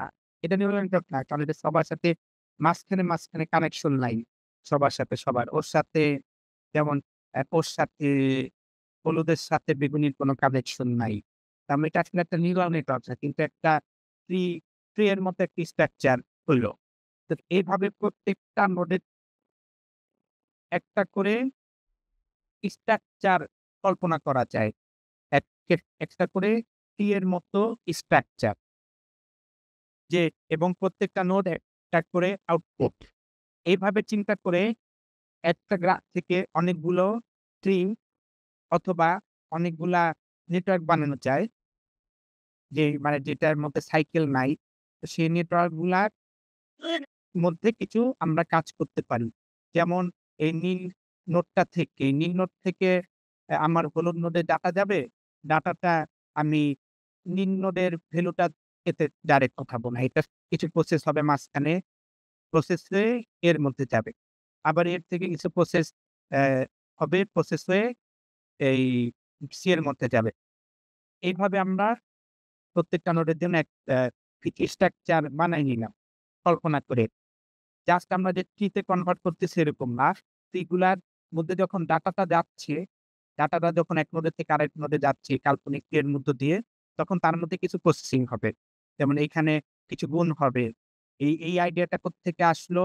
গুণ হয়ে আবার যোগ হওয়ার এটা আসলো হইলো নিউরাল নেটওয়ার্কের থেকে এই আইডিয়াটা যে এদের মধ্যে যেই আ বিলুগুলোর মধ্যে এখানে হ্যাঁ, হ্যাঁ, প্লিজ। স্যার, এখানে তাহলে প্রত্যেকটা নোডই হচ্ছে হলো ইনপুট নোড, আবার প্রত্যেকটা নোডই আউটপুট নোড হিসেবে কাজ করতেছে।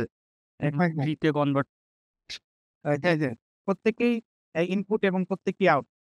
কারণ প্রত্যেকের ইনপুট কিভাবে? কারণ আ একটা প্রত্যেকটা নোডের ডাটাই ঘুরে ফিরে আসলে সেই নোডের মধ্যে আসতে পারে। কারণ এটা আসলে কিভাবে করা হইছে? এই আইডিয়াটা আসছে কোত্থেকে? এটা অনেক জরুরি। গ্রাফ নিউরাল নেটওয়ার্ক এই প্রজেক্টটার জন্য স্পেশাল ট্রান্সক্রিপ্টম এই প্রজেক্টের জন্য আসলে অনেক জরুরি। এজন্য একটু ডিটেইলস এটা অন্যগুলার চাইতে একটু বেশি টাইম নিয়ে বলি। যেই বাস্তবে একটা ব্যক্তি, ওই ব্যক্তিটা যখন কোনো অ্যাডভার্টাইজ করবে বা সে তার বন্ধুদেরকে কোনো একটা প্রোডাক্টের বিষয়ে বলবে যে, "তুমি এটা কিনতে পারো। এই এই মোবাইলটা কিনতে পারো, Xiaomi র মোবাইল।" তো তখন ও B কে বলল, D কে বলল, আবার C কে বলল। তখন আবার C এর থেকে E এর কাছে, F এর কাছে ডাটা যাইতে পারে। সেটা আবার তার থেকে আবার আরেকজন ব্যক্তির কাছে গেল। তার বন্ধু। একজন ব্যক্তি তার বন্ধুকে বলল, ওর বন্ধু থেকে আবার তার বন্ধুর কাছে গেল। Facebook এ যেভাবে আরকি মেসেজ একজনের কাছে থেকে আরেকজন যাইতে পারে। কিন্তু অনেক সময় আবার এরকম তো হইতেই পারে। বা এরকম দেখা যায় বাস্তব সিচুয়েশনটা কি? সেই মেসেজটা আবার ঘুরে তারা নিজের মধ্যে তো আসতেই পারে। ও আরকি C কে বলল, সি আবার B কে বলল। B তো আর জানে না যে C তো হয়তো বলে নাই B কে যে, "তোমাকে আমি যে মেসেজটা দিলাম এটা এ বলছিল। তুমি Xiaomi মোবাইল জাস্ট বলল Xiaomi মোবাইল কিনো।" তো তখন এই B পারসনটা আবার ওই যে পারসন ১ম এ Xiaomi র অ্যাডভাইস দেওয়া শুরু করছে তাকে আবার বলে, "তুমি Xiaomi মোবাইল কিনো।" এটা বাস্তব সিচুয়েশনটা হলো এরকম। বাস্তবতার একটা এটা ঘটনা।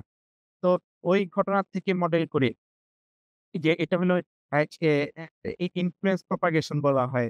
বা এটা আরেকটা প্রবলেম আছে ইনফ্লুয়েন্স ম্যাক্সিমাইজেশন। তো সেটার একটা আইডিয়ার সাথে এখানে মিল। এইভাবে এই গ্রাফ নিউরাল নেটওয়ার্ক দিয়ে এই জিনিসগুলা খুব সুন্দর মডেল করা যায়। আর সেখান থেকে এই আইডিয়া গুলো আসছে মেসেজ পাসিং থেকে। তো প্রত্যেকটা নোডের জন্য আমরা ছোট, ছোট নেটওয়ার্ক বানাইলাম। যারা আসলে প্রপার নিউরাল নেটওয়ার্ক না। একজনও প্রপার নিউরাল নেটওয়ার্ক না। কারণ কারণ রেস্ট্রিকশন টা কি এখানে? রেস্ট্রিকশন টা হইলো যে যদি তার মধ্যে কোনো ২ জনের মধ্যে ডাইরেক্ট কোনো এজ না থাকে, সত্যিকারের গ্রাফের মধ্যে, রিয়াল গ্রাফটার মধ্যে, তাইলে আমরা তাদের মধ্যে কোনো কানেকশন দিতে পারব না। একটা লেয়ারের সাথে আরেকটা লেয়ারের সবার সাথে সবার কানেকশন তো থাকে। কিন্তু আমাদের ক্ষেত্রে এই জায়গাটায় রেস্ট্রিকশন। এই রেস্ট্রিকশনটার কারণে সবার সাথে সবার কানেকশন হইতেছে না। এই সবুজের সাথে বেগুনির ডাটা ডাইরেক্ট কানেকশন, সবুজ থেকে বেগুনিতে যাবে। এরকম কোনো বিষয় হইতেছে না এইখানে। তার মানে এরকম লিমিটেড এজের অনেকগুলা নিউরাল নেটওয়ার্ক তৈরি হবে একটা গ্রাফ থেকে। নিউরাল নেটওয়ার্ক আরকি বলা যায় না। বাট এগুলো আরকি লিমিটেড এরকম অনেকগুলো নেটওয়ার্ক তৈরি হবে। বা নেটওয়ার্কও না আসলে ট্রি। তো এই ট্রি গুলো আসলে ট্রি এক ধরনের নেটওয়ার্ক ওই হিসাবে আরকি নেটওয়ার্কও বলা যায়। তো এরকম অনেকগুলো তৈরি হবে। তৈরি হওয়ার পরে তারপরে কাজ কিভাবে হবে? এখানে যেমন দেওয়া আছে যে ইনপুট আসলে আমরা এটা হলো গ্রাফটা। তো গ্রাফটার হিডেন লেয়ারের মধ্যে একটা হিডেন লেয়ারের মধ্যেই অনেকগুলা গ্রাফ স্ট্রাকচার। তো সবার সাথে সবার এরকম কিন্তু কানেকশন এরকম কোনো বিষয় কিন্তু এখানে নাই। এখানের এই হিডেন লেয়ারের মধ্যেই একটা গ্রাফ। এটা কার গ্রাফ? এই গ্রাফটা আসলে কোন গ্রাফটা? এটা আসলে যে সবুজটার যে গ্রাফ আমি যদি এখানে যদি ধরি যে এইটা হলো সবুজ নোড মানে এইটা, তাহলে সবার উপরে আসলে এই গ্রাফ। ওরা আসলে সবগুলা সিন চিহ্ন করে দিল। একই রকম করে দিল। কিন্তু আসলে আ আ আসলে তো একই গ্রাফই থাকে আসলে। মাঝখানে তো একই গ্রাফই একটা গ্রাফেরই তো থেকে এগুলো আসে। তো এখানে ও আসলে কোনটা বুঝাচ্ছে? এই গ্রাফটা এটা আসলে বুঝাচ্ছে যদি আমি সবুজটাকে ধরি এই নোড, উপরের নোড, তাহলে এই জিনিসটাকে আসলে মিন করা হচ্ছে এটা দিয়ে। এটাতে এই নোডটা আছে আমার আউটপুট নোড হিসেবে। এই গ্রাফটার মধ্যের। তাইলে ও যদি এই নীল নোডটা যদি আসলে এই নোডটা হয়, তাহলে এই গ্রাফটার কাজটা বা এই গ্রাফটা মূলত আসলে ওই এই জিনিসটাই। এই জিনিসটার মধ্যে ট্রেন হবে। এইভাবে আমার মাঝখানের এই অনেকগুলো ওই গ্রাফটারই আরকি আ যেই এখানে কপির মতো আছে, তো সেগুলো আরকি ট্রেন হবে কিভাবে? এভাবে এই প্রসেসে। এই এখানে কিভাবে আউটপুটটা আসতেছে, আপ জেনারেট হইতেছে এই সবুজ নোডের। এই বেগুনি গোলাপি নোডের আউটপুট ওইভাবে জেনারেট হবে। এখানে যেহেতু সাইকেল এখানে তো আসলে পুরাটা একটা সাইকেল আকারে দেওয়া আছে। এজন্য মাঝখানের সবার ক্ষেত্রেই জাস্ট কালারটা দিয়ে দিলেই যেমন এখান থেকে ওর থেকেও যাবে, ওর থেকেও যাবে, ওর থেকেও যাবে। সবার থেকে ওর মধ্যে অ্যা আউটপুট গিয়ে এই আউটপুট জেনারেট হলো আরকি এই লজিক। তারপরে আবার 2nd যে ছবিটা দেখতেছেন, সবার জন্য এভাবে আলাদা, আলাদাভাবে গ্রাফের একটা নোডের জন্য আউটপুট হয়। তারপরে আবার কিছু রেন্ডো ইউজ করে সেই আউটপুটটাকে একটু চেঞ্জ করা হয়। তারপর আবার এইভাবে মাল্টিপল হিডেন নেটওয়ার্ক থাকতে পারে, অর্থাৎ মাল্টিপল ভাবে এই কাজটা হইতে পারে। আ এ এই এখানে যে প্রসেসটা চলতেছে এই গ্রাফটাতে যে ইনপুট থেকে আউটপুটে যাচ্ছে এই প্রসেসগুলো এখানে মাল্টিপল বার ইটারেশন মাল্টিপল ভাবে চলতে পারে আরকি। তারপরে আউটপুট লেয়ারে ফাইনালি যে ওই পাশে মানে আগের যে গ্রাফটা ছিল যে এই গ্রাফটা তো বাইডিরেকশনাল, কিন্তু এই যে এইখানকার গ্রাফটা তো ইউনিডিরেকশনাল মনে হচ্ছে। হ্যাঁ, এটা ইউনিট ডিরেকশনের জন্য এই ছবিটা। এখানে বাই ডিরেকশন তো এটার জন্য হয়তো এটার জন্য কিছুটা চেঞ্জ হবে। এখানে জাস্ট বুঝানোর জন্য বলছি যে, আমরা ধরে নিতেছি যে এখানে সবুজটা আউটপুট আর এখানে ও একই। তাহলে ও আসলে এই জায়গায় আসলে এই আ গ্রাফটা থাকবে। আসলে তো এটা সেম না। এখানে তো ৫ নোডের সংখ্যা তো আলাদা আছে। নোডও তো বোধহয় ৬ টা। বুঝতে পারছি। হ্যাঁ, তো এভাবে বারবার ট্রেন হইতে থাকে। তার মানে আমি যদি সব ছবি-টবি সব ভুলে যাই, এই সব ছবিগুলা ভুলে যাইতেছি। জাস্ট আমি এই গ্রাফটা নিয়ে চিন্তা করেছি। তাইলে তাইলে বিষয়টা কিভাবে হবে? বিষয়টা হবে যে আমার ১ম এ নিউরাল নেটওয়ার্কের A নোডের জন্য একটা আউটপুট জেনারেট হবে সবার থেকে প্রসেস হয়ে E থেকে F এ যাবে। এর আউটপুটটা একটা গুণ হবে। গুণ হয়ে F এ যাবে। F থেকে গুণ হয়ে C তে যাবে। এভাবে প্রতিটা নোড থেকে প্রসেস হয়ে আউটপুট এতে যাবে। মেসেজ গুলা এতে যাবে। গিয়ে এ একটা কিছু আউটপুট দিচ্ছে। আবার ঠিক একইভাবে প্রসেস হবে হয়ে সবার এস, বি, সি, এফ, ই, ডি সবার মধ্যে যাবে। তার মানে সবাই কিছু আউটপুট দিচ্ছে। এ, বি, সি, এফ, ই। সেই আউটপুট যেটা দিচ্ছে, সেই আউটপুটটাকে আবার এ থেকে বি তে যাবে। বি থেকে আবার সি তে। আবার আমরা একইভাবে সবার মধ্যে শেয়ার দিব। এই একটা মেসেজ সবাই সবার মধ্যে এভাবে বারবার মেসেজ শেয়ার করতে থাকবে। শেয়ার করতে ফাইনালি এক এ কিছু বলবে, ডি কিছু বলবে, সবাই নিজেরা কিছু একটা বলবে। যেই কিছু একটা আমরা একটা লেভেল ডাটার সাথে কম্পেয়ার করব। কম্পেয়ার করে আমরা তারপরে আবার ট্রেন করাবো এমনভাবে যাতে লেভেল ডাটার মতো সবার আউটপুটটা হয়। আল্টিমেট সিচুয়েশনটা কয়েকটি ইটারেশন পরে আমাদের এক্সপেক্টেড লেভেল ডাটার মতো হয়। তাহলে আমাদের টার্গেট থাকবে এই এই জিনিসটা। ইয়েটা বুঝা গেছে? পুরা আইডিয়াটা?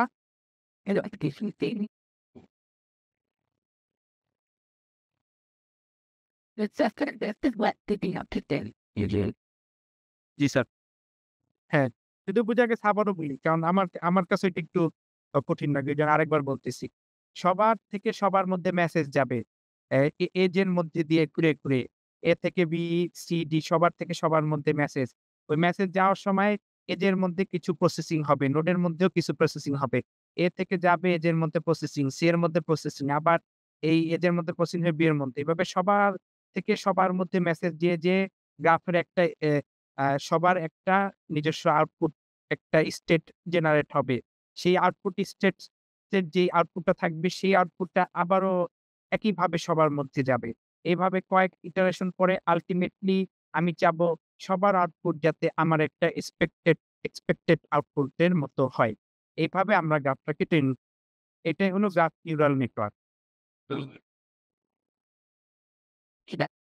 এরপরে ট্রান্সফরমার এর কনসেপ্টটা আসে। তো এইটা একটু জটিল কনসেপ্ট। এটা পাওয়া যায় GitHub এ সার্চ দিয়ে এটার আ কোড বা ট্রান্সফরমার এর ইয়েগুলো পাওয়া যাবে। যেন নিজে ইমপ্লিমেন্ট করতে হয়তো হবে না। কিন্তু আইডিয়া গুলা বোঝাটা দরকার আছে।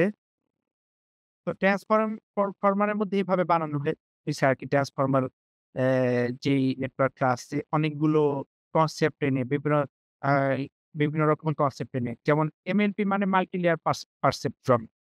আমি তো পারসেপ্ট্রনের কথা বলছিলাম একদম ১ম দিকে এবং বললাম যে অনেকগুলো পারসেপ্ট্রনকে আবার সাজায় বড় একটা ফিড ফরওয়ার্ড নিউরাল নেটওয়ার্ক বানানো হয়। তাহলে এই যে অনেকগুলো পারসেপ্ট্রনকে সাজায় বানানো হইলো ওইটাকেই MLP বলে। মানে মাল্টি লেয়ার পারসেপ্ট্রন অথবা fully connected layer, feed forward layer যেকোনো নামে অনেকগুলো নাম আছে। সার্চ দিলে দেখবেন যে বিভিন্ন আ ছবির মধ্যে বিভিন্ন জায়গায় কোনো জায়গায় MLP বলা, কোনো জায়গায় ফিড ফরওয়ার্ড বলা। তো এটার আইডিয়া আছে। নরমালাইজেশনের আইডিয়া তো আপনাদের গত ক্লাসে দেখা গেছিল আছে যে সবগুলা যোগ করে একটা নাম্বারের কাছে নিয়ে যাওয়ার চেষ্টা। যে সবাই 5, 10, 15 এভাবে যদি থাকে আমার চেষ্টা হবে যে 0.5, 0.9 করে একটা নাম্বারের মধ্যে নিয়ে আসে বা 1 এর এ নিচে যাতে থাকে এরকম একটা বিষয় সবাইকে নিয়ে আসে। এগুলা নরমালাইজেশন অ্যাডমিনে যোগ করা।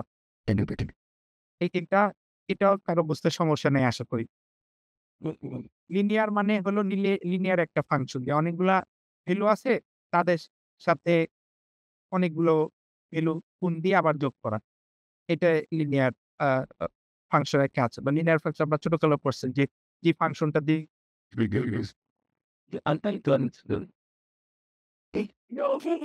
গুণ করে আবার সেই ফাংশনগুলো সেই ভ্যালুগুলোকে যোগ করা। আমি এটাও বোঝার কোনো সমস্যা নেই। আশা করি। আর সফটওয়্যার ফাংশন এটা একটা ক্লাসিফাই করার জন্য একটা ফাংশন। যে ফাংশনটা বিভিন্ন ভ্যালুকে নিয়ে একটা আমার যদি 0.5, 0.7, 0.1 এরকম কিছু ভ্যালু থাকে সেগুলোর থেকে লেবেলড ভ্যালু মানে 0, 0, 1 এরকম একটা কিছু আ করার চেষ্টা করে সফটম্যাক্স। যেটা নিউরাল নেটওয়ার্কের খুব বেসিক একটা ফাংশন। তাহলে এটাও সবার আইডিয়া থাকার কথা। ফলে যে জায়গায় একটু সমস্যা হতে পারে সেটা হলো যে মূলত এমবেডিং মানে কি? এমবেডিং মানে ইনপুট সিকোয়েন্স থেকে আমার ওয়ার্ড আছে, ওয়ার্ডকে আমি একটা নাম্বারে নিয়ে গেলাম।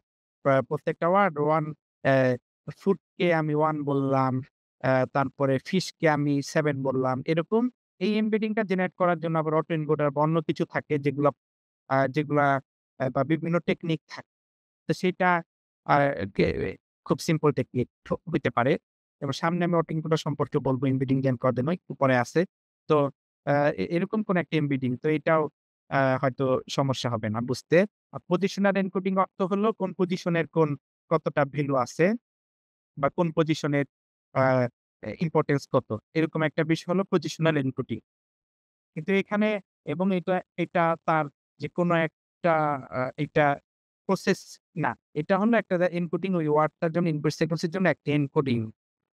যে জিনিসটা এখানে যে প্রসেসটা একটু সমস্যা হতে পারে সেটা হলো অ্যাটেনশন লেয়ার। যে মাল্টি হেড অ্যাটেনশন এটা আবার কি জিনিস? কারণ এ এ মানে যেখানে যা হচ্ছে একটা ওভারঅল আইডিয়া দেই যে ইনপুট সিকোয়েন্স থেকে এনকোডারের মাধ্যমে একটা সিকোয়েন্স জেনারেট হচ্ছে যেটা আসলে একটা এক কনটেক্সট কনটেক্সচুয়াল একটা আ ইয়ে আ মানে মিড লেভেল একটা অ্যারের মতো জেনারেট হচ্ছে এনকোডার থেকে। বা একটা এনকোডেড আউটপুট জেনারেট করছে। যেটা আসলে খুব কনটেক্সচুয়াল। আমার আগে একটা ইনপুটের মধ্যে ছিল অনেকগুলো শব্দ ছিল, অপ্রয়োজনীয় শব্দ ছিল। তো সেই শব্দগুলো বাদ হয়ে সেই শব্দগুলোর ইনফরমেশন বাদ হয়ে শুধুমাত্র ইম্পোর্টেন্ট শব্দগুলো দিয়ে একটা সিকোয়েন্স জেনারেট হলো এনকোডারের মাধ্যমে। সেই সিকোয়েন্সটা এবং আমার টার্গেট সিকোয়েন্স যেটা ইনপুট সিকোয়েন্সটা হয়তো হইতে পারে আমি ভাত খাই। টার্গেট সিকোয়েন্সটা হইতে পারে কি সেটার অ্যা অ্যা ইংলিশটা I eat rice ধরলাম। তো সেই টার্গেট সিকোয়েন্সটাকে সিকোয়েন্স থেকে আবার আ জেনারেট হয় অ্যা একটা মানে ইয়ে করার পরে অ্যাটেনশন লেয়ার এপ্লাই করার পরে সেটার থেকেও একটা কনটেক্সচুয়ালাইজড একটা আউটপুট জেনারেট হয়। করে তাদের মধ্য থেকে সেই ২ জন থেকে আমরা আউটপুট জেনারেট করি। এবং আউটপুটটা কি বলবে? আউটপুটটা আসলে এখানে কি? আউটপুটটা আসলে হলো আমার ইনপুট সিকোয়েন্সের থেকে আউটপুট সিকোয়েন্স কি হইতে পারে সেরকম একটা প্রবাবিলিটি। অর্থাৎ আমি এটাকে বারবার ট্রেন করার পরে এমন একটা জিনিস পেতে পারি যেটা আসলে আমার ইনপুট সিকোয়েন্স থেকে একটা আউটপুট সিকোয়েন্স যাতে দিতে পারে। অর্থাৎ প্রবাবিলিটি বলে দিতে পারে। যেমন একটা সেন্টেন্স হলে তার পরের সেন্টেন্সটা কি হইতে পারে? বা অ্যা এরকম একটা কিছু বা যদি আমি ইনপুট সিকোয়েন্সের টার্গেট সিকোয়েন্স গুলা সবসময় পরের এ ইয়া হয় আরকি। একটা সেন্টেন্স হলো আমি ভাত খাই। এরপরে হইলো আ আমিটা বাদ দিয়ে ভাত খাই এর পরের শব্দ। এভাবে যদি ট্রেন করানো হয়। আর যদি টার্গেটটা থাকে আমার অ্যা আরেকটা ল্যাঙ্গুয়েজের কোনো সেন্টেন্স যেটাকে আমি বলব ইনপুট সিকোয়েন্স এর ট্রান্সলেশন, তাহলে আমার আউটপুটটা দিবে সম্ভাব্য ট্রান্সলেশন কি হইতে পারে সেটা। এভাবে একটা আ পুরা প্রসেসটা কাজ করে।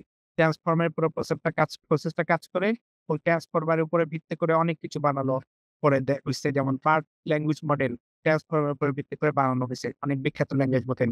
তারপরে জিপিটি, এরপরে আলফা 4 এরকম বেশ কিছু জিনিস আছে বিখ্যাত সেগুলো ট্রান্সফর্মার আর্কিটেকচারের উপরে ভিত্তি করে বানানো। এখন এই ট্রান্সফর্মার আর্কিটেকচার সব জিনিস তো মোটামুটি সহজ আছে, এই এমবেডিং, পজিশন এনকোডিং, এই আইডিয়া গুলো। কিন্তু কঠিনটা হলো অ্যাটেনশন। কঠিন বলতে না, মানে এটা একটু অন্যরকম। এটা যেভাবে কাজ পেতে সেটা বলি। তো অ্যাটেনশন জিনিসটা কি করে? একদম সিম্পল ভাবে বলতে গেলে একটা কোয়েরি থাকবে। কোয়েরি মানে সেটা একটা ওয়ার্ড হইতে পারে। ডাটাবেসে আমরা কোয়েরি করি, তো ডাটাবেসে যেমন বলি যে এমন সব স্টুডেন্টদেরকে দাও যাদের নাম আছে, যে একটা নাম দিলাম প্রেম, যাদের নাম প্রেম। প্রেম নামের যত স্টুডেন্ট আছে তাদেরকে তোমরা বের করে দাও। এভাবে আমরা ডাটাবেসে তো কোয়েরি দেই। সিলেক্ট অল স্টুডেন্টস ফ্রম এত নেম সমান প্রেম। প্রেম নামের যত আছে। এই কোয়েরি হইলো এই জিনিসটাই বলা যায়। কি জিনিসটা হইলো কি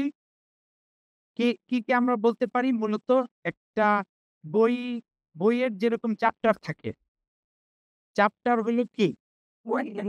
যেমন ১ম চ্যাপ্টার হইলো ইন্ট্রোডাকশন, ২য় চ্যাপ্টার হইলো ধরলাম যে সেটা হইলো আ ফুড, ৩ নাম্বার চ্যাপ্টার হইলো কার, ৪ নাম্বার চ্যাপ্টার এরকম আরেকটা কিছু সম্পর্কে আছে। কাঠ সম্পর্কে ৪ নাম্বার চ্যাপ্টার। এরকম ডাটাবেসে অনেকগুলো চ্যাপ্টার, বা আমার একটা বইতে অনেক চ্যাপ্টার আছে। সেই চ্যাপ্টার গুলো হইলো কি?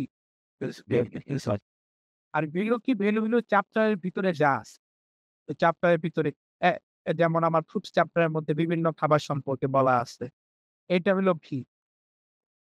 তো ভিউতে আমি একটা কিছু হয়তো বলবো। যেমন আমি বানানা বলতে পারি। বানানাটাকে তখন কে কিসের সাথে ১ম এ তো আমরা বইয়ের নিজের কথাই চিন্তা করেন যে ১ম এ আমরা যেকোনো একটা ওয়ার্ড দিয়ে যখন শুরু করি, যেমন কিউ একটু আগে কোয়েরি বললাম, এবার ধরে নিই কিউ একটা শব্দ। যে শব্দটা আমরা খুঁজবো একটা একটা বইতে। তখন আমরা সেই শব্দটার জন্য ১ম এ সেই শব্দটার রিলেটেড আ চ্যাপ্টার গুলা খুঁজবো। যদি আমার শব্দটাকে ফিশ, তাহলে আমরা বইয়ের মধ্যে এমন একটা চ্যাপ্টার খুঁজবো যে চ্যাপ্টারের মধ্যে হয়তো লেখা আছে যে ফুড। তো ফিশ আর ফুড কানেক্টেড। তারপরে সেই চ্যাপ্টারের মধ্যে গিয়ে আমি ওই ফুডের মধ্যে গিয়ে বিভিন্ন রকম ফিশ সম্পর্কে পাবো আইডিয়া। তো এই ৩ টা কনসেপ্ট, কোয়েরি কি আর ভ্যালুর মূলত দিয়ে কনসেপ্ট আসছে এরকম একটা আইডিয়া থেকে। তো অ্যাটেনশনটা কিভাবে আসে? এই কোয়েরি কি, ভ্যালু, এই জিনিসগুলো দিলে যে সে আসলে আ ই এ একটা কোয়েরির সাথে কে গুণ দেয়। এটা একদম সিম্পল ভাবে আপনার যে ম্যাট্রিক্স থাকে, এই ম্যাট্রিক্সটাকে ট্রান্সপোজ করে নিল। তারপরে গুণ দিল। গুণ দিয়ে তারপরে আবার সেটাকে ভাগ দিল ডাইমেনশন দিয়ে। এরকম করে তারপরে সেটাকে ইয়ে দিয়ে গুণ দেয়, আবার ভ্যালু দেয়। তাইলে আমার আল্টিমেট কি হচ্ছে? একটু চিন্তা করে দেখতেন। সফটম্যাক্স ফাংশনে ২ জনকে গুণ দিতেছে কিউ আর কে দিয়ে। তাহলে কে এর মধ্যে অনেকগুলো ধরলাম ফিচার আছে, অনেকগুলো ভ্যালু আছে, যেগুলো হইলো ফিশ, ফুড, তারপরে উড ইত্যাদি। আর কে এর মধ্যে আছে ফিশ। তাইলে এদের আউটপুটটা কি দিবে? আউটপুটটা দিবে হলো আউটপুটের মধ্যে কোনগুলোটা বেশি ভ্যালু থাকবে? আই, যেই রো এর মধ্যে ডি ইয়ে ছিল, ফুড ছিল। ফিশ এবং ফুড এই ২ জনের মধ্যে যে রোটা, সেই রোটার হাই ভ্যালু। তার মানে সফটম্যাক্স সেই রোটাকে হাইলাইট করবে সেই জায়গাটাকে। তারপরে ভ্যালুর মধ্যে দিয়ে ঢুকিয়ে আমরা ভিতরের জিনিসগুলো পাবো। ফিশ বা ইত্যাদি। তাহলে এখন এই ফিশের যেগুলো আছে ইলিশ বা এগুলা। তাহলে এটা হয়তো বেশি একটা ক্লিয়ার হয়নি। একটা উদাহরণ দিয়ে বলি তাহলে পুরো ক্লিয়ার হবে আসেন। ইলিশ। তো নিল একটা ব্যক্তি। ও হলো সারাদিন কার্টুন দেখে। এটাকে বললাম কোয়েরি। এখন বিভিন্ন ধরনের আ ক্যাটেগরি করলাম আমি। মেন্টাল, ফিজিক্যাল আর একাডেমিক। যেগুলা আরকি নিজের বাবা-মা যে বিষয়গুলো নিয়ে চিন্তিত, যে তার কোনো মানসিক সমস্যা বা শারীরিক বা একাডেমিক প্রবলেম হবে কিনা, কার্টুন যে সারাদিন দেখে এজন্য। তাহলে মাঝখানের সেই বিষয়গুলো হলো এই আ মেন্টাল, ফিজিক্যাল, একাডেমিক। আবার মেন্টালের মধ্যে অটিজম, ডিমেনশিয়া ২ টা মানসিক রোগ। ফিজিক্যালের মধ্যে চোখের সমস্যা হইতে পারে, তারপরে হার্টের সমস্যা, কানের সমস্যা। আর একাডেমিক হইতে পারে যে একাডেমিক তার রেজাল্ট কেমন হইতেছে, সে অন্য বন্ধুদের সাথে ব্যবহার কেমন করে, সে বিষয়গুলা। তো এটা হলো ভ্যালু। পাশে দেওয়া আছে কোনটা করে কি আর পেলে। তো এখন এই নিলয়ের এই অ্যারেটার জন্য প্রথমে যে আমি দিলাম Niloy versus cartoon all day, এটা একটা অ্যারে হিসেবে চিন্তা করা যায়। তো এটার জন্য আমি একটা ১ম এ চিন্তা করব 2D অ্যারে, যে ১ম রো হবে নিলয় এই শব্দটার একটা এমবেডিং, অর্থাৎ একটা ফিচার ভেক্টর বলতে পারি, বা এরকম অ্যা এ অনেকগুলা নিলয় শব্দটা থেকে আবার অনেকগুলা ভ্যালু আসলো। যে 1, 0, 5, 2 এরকম করে একটা ম্যাথমেটিক্যাল একটা ডেরিভেশন। ওয়াচেস এর জন্য, কার্টুন সবার জন্য এরকম আমি একটা ভ্যালু পেলাম। ভ্যালুর একটা অ্যারে পেলাম 2D অ্যারে। এরপরে সেই 2D অ্যারেটাকে আমি গুণ দিব এইসব শব্দের সাথে। তারপর নিলয়কে আমি গুণ দিব মেন্টাল, ফিজিক্যাল, একাডেমিক শব্দের এই ৩ টা, এই জাস্ট এই শব্দগুলার সাপেক্ষে। এদেরও আবার একটা এমবেডিং আছে মেন্টাল, ফিজিক্যাল, একাডেমিক এর। তো সেই দেখা যাবে যে নিলয়ের সাথে মেন্টালের মিল অনেক কম হবে। মেন্টালের অ্যারেটার বা অ্যারের যেই রোটা মেন্টালের ভ্যালুটা রিপ্রেজেন্টেশন করবে। তার মানে অ্যারে যখন আমরা গুণ হয়, আমরা এ এ এক অ্যারের ১ম রো এর সাথে এ এরপর আমরা গুণ যখন দেই, এরপরের অ্যারের ১ম কলামের গুণ দেই। ১ম রো এর সাথে ১ম কলাম। তারপর আমরা যদি ট্রান্সপোজ করে নিতেছি, একটু আগে দেখালাম। তো ওই ট্রান্সপোজ হওয়ার কারণে আসলে নিলয়ের সাথে মেন্টালের গুণ হবে। নিলয়ের ফিচার ভেক্টরের ওয়া এ ১০ টা ভ্যালুর সাথে মেন্টালের ১০ টা ভ্যালু। ১ম ভ্যালুর সাথে ১ম ভ্যালু, ২য় ভ্যালুর সাথে ২য় ভ্যালু। তাদের ফিচার যদি অনেক আলাদা হয়ে থাকে শব্দের কনটেক্সট, তখন এটা আসলে 0 দিবে। নিলয় আর মেন্টালের থেকে যে জেনারেটেড অ্যারেটা হবে তার রোটা। এই আইডিয়াটা কি বুঝতে পারছেন?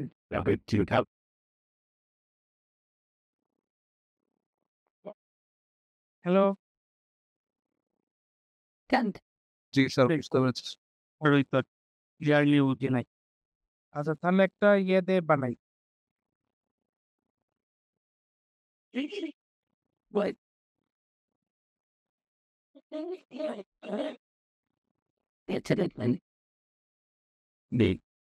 হ্যাঁ, নি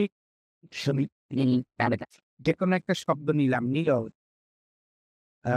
আমি কিভাবে দিব? এই যে নিলয়। নিলয়ের জন্য আমার একটা এমবেডিং আছে বললাম। এই যে এমবেডিং এই একটা অ্যারে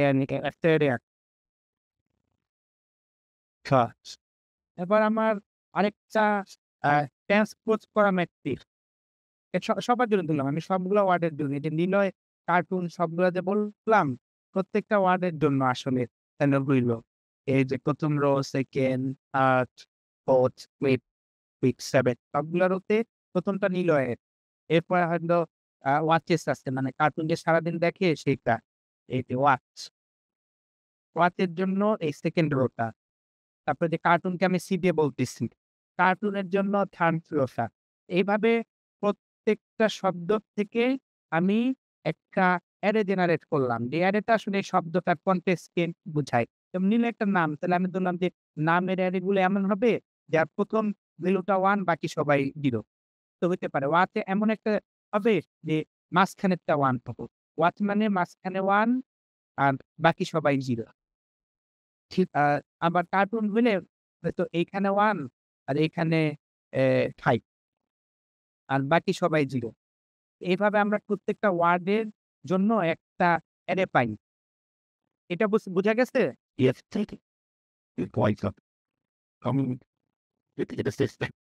হ্যালো? জি স্যার। হ্যাঁ। এবং আমি 2nd যে ওয়ার্ডগুলা বলছি, এখানে দেখেন a 2nd collection of word, mental, physical, academic, তাদের কি এর জন্য এরকম, সেই ওয়ার্ডগুলোর জন্য আবার আরেকটা হবে না এরকম অ্যারে? সেই অ্যারে কি এর অ্যারে? মানে ১ম টা মেন্টাল, ফিজিক্যাল, আর 3rd টা হইলো যে ১ম টা মেন্টাল, 2nd টা হইলো ফিজিক্যাল, 3rd টা একাডেমিক। তো তার জন্য তার একটা এরকম অ্যারে হবে। মানে যে অ্যারেতে ৩ টা রো থাকবে জাস্ট। এরপর তো এরকম ৩টা রো থাকবে। তো সেই অ্যারেটাকে আমি ট্রান্সপোজ করে নেই অ্যাটেনশনের জন্য। একটু আগে আমি তো সূত্রের মতো বললাম যে ট্রান্সপোজ এটি। তার মানে সেই অ্যারেটা আসলে কেমন হবে দেখতে? সেই অ্যারেটা এই যে এরকম হবে। এরকম হবে, এরকম একটা কিছু হবে। একটা হবে মেন্টাল মানে এম ধরলাম, ফিজিক্যাল পি, আর আরেকটা হইল যে ৩ নাম্বার যে জিনিসটা একাডেমিক মানে এ ধরলাম। তার মানে এখন কলামগুলা ট্রান্সপোজ করার পরে কলামগুলো একটা শব্দ বুঝায়। মেন্টাল শব্দটা বোঝায় এই ১ম কলামটা। ১ম কলামটা হলো মেন্টাল শব্দ। ওর একটা ভ্যালু আছে 0, 1, 5 এরকম কিছু একটা ভ্যালু আছে। ফিজিক্যালের 2nd কলাম, একাডেমিকের 3rd কলাম। ওকে, ঠিক আছে। এখন আমরা এই দুজনকে কি করব? ম্যাট্রিক্স মাল্টিপ্লিকেশন করব। ম্যাট্রিক্স মাল্টিপ্লিকেশন করলে কি হবে? নিলয় শব্দের এই ঘরের সাথে মেন্টালের এই ঘর, মানে নিলয়ের ১ম ঘরের সাথে মেন্টালের ১ম ঘর। নিলয়ের 2nd ঘরের সাথে মেন্টালের ২য় ঘর। কারণ যেহেতু এটাকে ট্রান্সপোজ করা হইছে। নিলয়ের 3rd ঘরের সাথে আবার মেন্টালের 3rd ঘর। এইভাবে গুণটা হবে। গুণ হয়ে তো আমরা তো জানি তাহলে ১ম ঘরের সাথে ১ম ঘরের গুণ, যোগ ২য় ঘরের সাথে এই ঘরের গুণ, যোগ ৩য় ঘরের সাথে এই ঘরের গুণ। এভাবে সবার সাথে এই সবার সাথে এই সবার গুণ এবং যোগ হয়। যেটা আরকি ম্যাট্রিক্সের একদম আ এ 9-10 এর ক্লাসের বইতে আছে। তো গুণ এবং যোগ হওয়ার পরে নতুন আরেকটা আমরা পাবো নিলয় আর মেন্টালের সাথে গুণ দিয়ে। যদি তাদের পিটার কাছাকাছি হয়, মানে নিলয় যেমন নাম ১ম এ 1, এটা যদি মেন্টাল নামে কারো নাম হইতো, ১ম 1 হইতো। তাহলে 1 গুণ 1 মাঝখানে 1 হইতো। কিন্তু যদি তাদের ফিচার ডিফারেন্ট হয়, এখানে তো ডিফারেন্ট কারণ নিলয় হইলো নাম আর মেন্টাল হইলো একটা অবস্থা বা অন্য একটা জিনিস। নাম, নাম না কারো। তাহলে 1 এর ১ম ঘরে নিলয়ের জন্য 1, কিন্তু মেন্টালের জন্য ১ম ঘরে 0। তার মানে 1 আর 0 গুণ দিয়ে 0। এভাবে সব ঘরের জন্য দেখা যাবে যে যদি শব্দগুলো আলাদা হয়, প্রত্যেকটা ঘরের জন্য গুণ দিয়ে মিলবে না। একটা ঘরে ওর জন্য 1 যে ঘরে, ওর জন্য সেই ঘরে 0। ওর জন্য যে ঘরে 0 ওর জন্য 1। না মিলার কারণে সবগুলা 0 হয়ে গেল আল্টিমেটলি। তার মানে নিলয় আর মেন্টালকে গুণ দিয়ে আমি যে ভ্যালুটা পাবো সেটা হয়ে যাবে একটা 0 আল্টিমেট। এভাবে 0, 0 হয়ে তাদেরকে আবার যোগ করে তো আমরা জানি কারণ এই 0 এর সাথে এই 0 আবার এর সাথে এই 0 এভাবে গুণটা পর আবার যোগ করি। তাহলে সেই ডাটা যোগ করার পরে আমার হয়ে যাবে একটা আ 0 হয়ে যাবে আল্টিমেটলি। তার মানে নিলয় আর মেন্টাল এই ২ জনের কে গুণ দেওয়ার পরে 0 পাইলাম। তো তারপরে আমি আবার ওয়াট নীলের সাথে গুণ দিব ফিজিক্যালকে। ওর জন্য গুণ দিয়ে তখন আমি আবার পাবো হয়তো আরেকটা কিছু। যেহেতু নাম তার জন্য 0, একাডেমির জন্য 0। এটারপর যখন ওয়াট এর জন্য গুণ দিব, দেখা গেল যে তখন আ একাডেমির উপরে সাথে ওয়াট এর একটা কানেকশন আছে যে কার্টুন দেখে তার রেজাল্ট খারাপ হয়। তখন দেখা যাবে 0 হবে না। এইভাবে আমরা নিলয়ের এই ওয়ার্ড গুলার সাথে এই ওয়ার্ড গুলার কেমন নাই? হ্যাঁ, হ্যাঁ, দিয়েন। তো তো এই যে নিলয়ের নাম আর আরেকটা ওয়ার্ড ওটার নাম কি না? তারপর হচ্ছে হইলো একাডেমিকের সাথে ওয়াচের সাথে রেজাল্টের একটা সম্পর্ক। এগুলো আমরা কখন ডিফাইন করলাম? হ্যাঁ, ঠিক। এগুলো আমাদের এর বেসিক এর মাধ্যমে ডিফাইন হয়ে আসে। হ্যাঁ, হ্যাঁ, এই জিনিসগুলো আমাদের এমবেডিং এর মাধ্যমে আগে ডিফাইন হওয়া। যেমন আমি বললাম যে ইনপুট আমরা হিউম্যান তাই আমরা বুঝতে পারি লজিক্যালি, কিন্তু হ্যাঁ, এখন মেশিন কিভাবে মেশিনকে বোঝানোর জন্য তখন সেই এমবেডিং টার জন্য যেটা করা হয় ওটা তো আর দেখাইলাম না যে যেটা ওটা বা এমবেডিং জেনারেট করা অনেকগুলো টেকনিক আছে। সাধারণত যেটা করা হয় যে পাশাপাশি ২ টা ওয়ার্ড নিয়ে ট্রেন করা হয় কিন্তু সেটা ওই এমবেডিং গুলা করা আছে। ট্রেন করানো মডেল বিভিন্ন আছে। এই বিভিন্ন পাশাপাশি ওয়ার্ড নিয়ে মিলানোর চেষ্টা করে। বিভিন্ন সেন্টেন্স নেয়, র‍্যান্ডম সেন্টেন্স পাশাপাশি ২ টা ওয়ার্ড থাকলে তাদেরকে তারা কানেক্টেড বলে। এইভাবে ট্রেন করে। ট্রেন করে তখন তারা এমবেডিং এর একটা জেনারেট করতে পারে। একটা শব্দের সাথে কাছাকাছি শব্দগুলার রিপ্রেজেন্টেশন কাছাকাছি থাকবে। যাতে কাছাকাছি এরকম একটা বিষয় তখন আ জেনারেট বা একটা এমবেডিং তারা জেনারেট করে। তো সেই এমবেডিং গুলো আছে। অনলাইনে বিভিন্ন মডেল আছে এমবেডিং গুলো জেনারেট করার জন্য।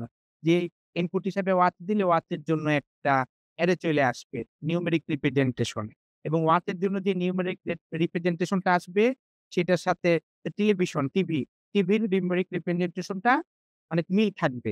কেন মিল থাকবে? কারণ ওই মডেলটাকে এমনভাবে ট্রেন করানো হইছে যে টিভি, ওয়াচেস টিভি এভাবে অনেক সেন্টেন্স আছে। তো যেহেতু তারা পাশাপাশি সেই অনুযায়ী একটা মডেল ট্রেন হয়ে আসছে। হয়ে এসে এই সেন্টেন্সের অবস্থান অনুযায়ী একটা কোঅর্ডিনেট একটা হাই ডাইমেনশনাল স্পেস যেটা 3D হয় না যেখানে ৭ টা আছে। এরকম হাই ডাইমেনশনাল কোন একটা স্পেসের জন্য তাদের একটা কোঅর্ডিনেট জেনারেট করছে। যেখানে কাছাকাছিরা কাছাকাছি থাকে। ইউক্লিডিয়ান ডিসটেন্স ওয়াচ আর টিভির কাছে হবে। ইউক্লিডিয়ান ডিসটেন্স ওয়াচ আর নিলয়ের দূরে হবে। তো এইটা হইল আমাদের এমবেডিং এর বিষয়টা। যেভাবে এমবেডিং টা জেনারেট হয়। তো আমরা সেই এমবেডিং টা কে গুণ দেই। এইভাবে অ্যারের মধ্যে নিয়ে যেটা বললাম, গুণ দেওয়ার পরে আমরা আসলে এমন একটা অ্যারে পাই যে অ্যারেটা পুরা ইনফরমেশনটা থাকে সবার সাথে সবার কানেকশনের। যে নিলয় আর অ্যা এম মেন্টালের কতটা রিলেশন, নিলয় আর আ ফিজিক্যাল এর কতটা রিলেশন। এভাবে সবার জন্য সবার রিলেশন আরেকটা অ্যারে আমরা পাই। এরপরে সেই অ্যারেটাকে গুণ দিব কার সাথে? এইসব অ্যারের সাথে। অটিজম ডিমেনশিয়া এই অ্যারের সাথে, তারপর আই, হার্ট, হেয়ার এরকম বিভিন্ন অ্যারে। এদের সাথে আবার যখন আমরা গুণ দিব আবার সেকেন্ড টাইম আরেকটা গুণ। তো তখন দেখা যাবে আল্টিমেটলি আমাদের যেই রেজাল্টটা আসবে, আল্টিমেটলি কোন রেজাল্টটা আসবে যে সব প্রসেস করার পরে আমরা আসলে গুণ দেই, গুণ দেওয়ার পর আবার একটি স্কেলিং করা হয়। মানে অনেক বেশি ভ্যালু বেড়ে গেলে সেগুলাকে কমায় আনা। তারপরে আবার মাস্কিং করা হয় যাতে এই ভ্যালুটা আবার ডিকোডারকে এফেক্ট না করে। আমাদের একটা ডিকোডার আছে তো এনকোডারের পাশে এটাকে জাস্ট এফেক্ট না করে এজন্য কিছু মাস্কিং করা হয়। তারপর আবার সফটম্যাক্স এই ফাংশনটা এপ্লাই করে আবার অ্যা ইয়ে করা হয়। মাল্টিপ্লিকেশন করে তখন আমরা জানতে পারি যে ২ বার তো মাল্টিপ্লিকেশন করতেছি আমরা। এটা সেকেন্ড মাল্টিপ্লিকেশন যেটা আমাদের সেকেন্ডারি হবে কার সাথে? এই যে ডিজিটদের সাথে। তো সেকেন্ড মাল্টিপ্লিকেশন করে আল্টিমেটলি কি পাইতেছি? আল্টিমেটলি আমরা এমন একটা অ্যারে পাইতেছি যে অ্যারেটা আমাকে বলে দিতেছে যে আমার আসলে আমি যে কোয়েরিটা করছি সবগুলো ওয়ার্ডের জন্য। অটিজম, ডিমেনশিয়া এই সবার জন্য আমার বলে দিবে যে এই করের থেকে আসলে ওর অটিজম, ডিমেনশিয়া কোন জায়গাটায় আ ভ্যালু বেশি। কার জন্য বা আমার নিলয়টা যেটা আছে ওর ও ওকে আমরা প্রসেস করে এই ১ম অ্যারেটাকে গুণ দিয়ে লাস্ট এমন একটা অ্যারে বের করে নিব। বের বের হয়ে আসবে আল্টিমেটলি যে অ্যারের ভ্যালু গুলো আসলে এ G1 হবে তাদের জন্য ওয়াচেস এ আমি গুণ দিয়ে ওর জন্য ফিজিক্যাল বা কারো সাথে মিল পাইছি যেটা বললাম যে ওয়াচেস এর ওর রিপ্রেজেন্টেশন এর জন্য মেন্টাল যে একাডেমিক টার সাথে অনেক বেশি মিল ছিল। তাদের ভ্যালু হাই হবে। তারপর আবার আল্টিমেটলি বিহেভিয়ার এর সাথে হয়তো ভ্যালু ছিল। তাহলে ভ্যালু হাই হবে। না ওয়াচেস এর ভ্যালু আল্টিমেটলি হাই হবে। কার্টুনের ভ্যালু হাই হবে। অলের সাথে কারো মিল নাই। অলের ভ্যালু কম হবে। ডে এর ভ্যালু কম হবে। আবার নিলয়ের ভ্যালু কম হবে। তার মানে ওয়াচেস আর কার্টুন এই ২ টার জন্য হাই ভ্যালু হবে। অথবা ডে এর জন্য অল এর জন্য হতে পারে। তো দেখা যাবে যে এই যেই ইনপুটটা ছিল তার থেকে আমরা এমন একটা জিনিস আনবো যে জিনিসটা আমাকে বলবে যে এই ইনপুটের মধ্যে কারা বেশি ইম্পোর্টেন্ট। কারণ তাদের ভ্যালু এর মধ্যে দিয়ে বেশি থাকবে। এর মধ্যে দিয়ে গুণ হইতে তাদের ভ্যালু বেশি থাকবে যারা ইম্পোর্টেন্ট। কার্টুন যদি ইম্পোর্টেন্ট শব্দ হয় কার্টুনের ভ্যালু বেশি থাকবে। তাহলে আমরা বুঝতে পারতেছি যে এমন একটা বিষয় আমরা জানতে পারতেছি যে কে ইম্পোর্টেন্ট কে কম ইম্পোর্টেন্ট। তার মানে কোন জায়গায় আমাদের অ্যাটেনশন বেশি দেওয়া দরকার। কোন ওয়ার্ডে ওয়াচেস এ দেওয়া দরকার, কার্টুনে দেওয়া দরকার, নিলয়তে দেওয়ার দরকার নাই। তার মানে এই বিষয়টা অ্যাটেনশন নেটওয়ার্ক এই কাজটাই করে। অ্যাটেনশন নেটওয়ার্ক আসলে আমাদেরকে বলবে আমার কোন ওয়ার্ড গুলো ইম্পোর্টেন্ট। অথবা একটা 2D ছবির মধ্যে ছবির কোন জায়গাটা ইম্পোর্টেন্ট। একটা 2D ছবির মধ্যে মানুষ আছে আর অনেক ঘাস আছে। ইম্পোর্টেন্ট আমরা মানুষকে ডিটেকশন করার নেটওয়ার্ক বানাবো। তাহলে ওই মানুষটাকে হাইলাইট করছে। আমাদের এই অ্যাটেনশন ফাংশনটা, অ্যাটেনশন মেকানিজম যেটা সেটা। এটা কি বোঝা গেছে? পুরো আইডিয়াটা?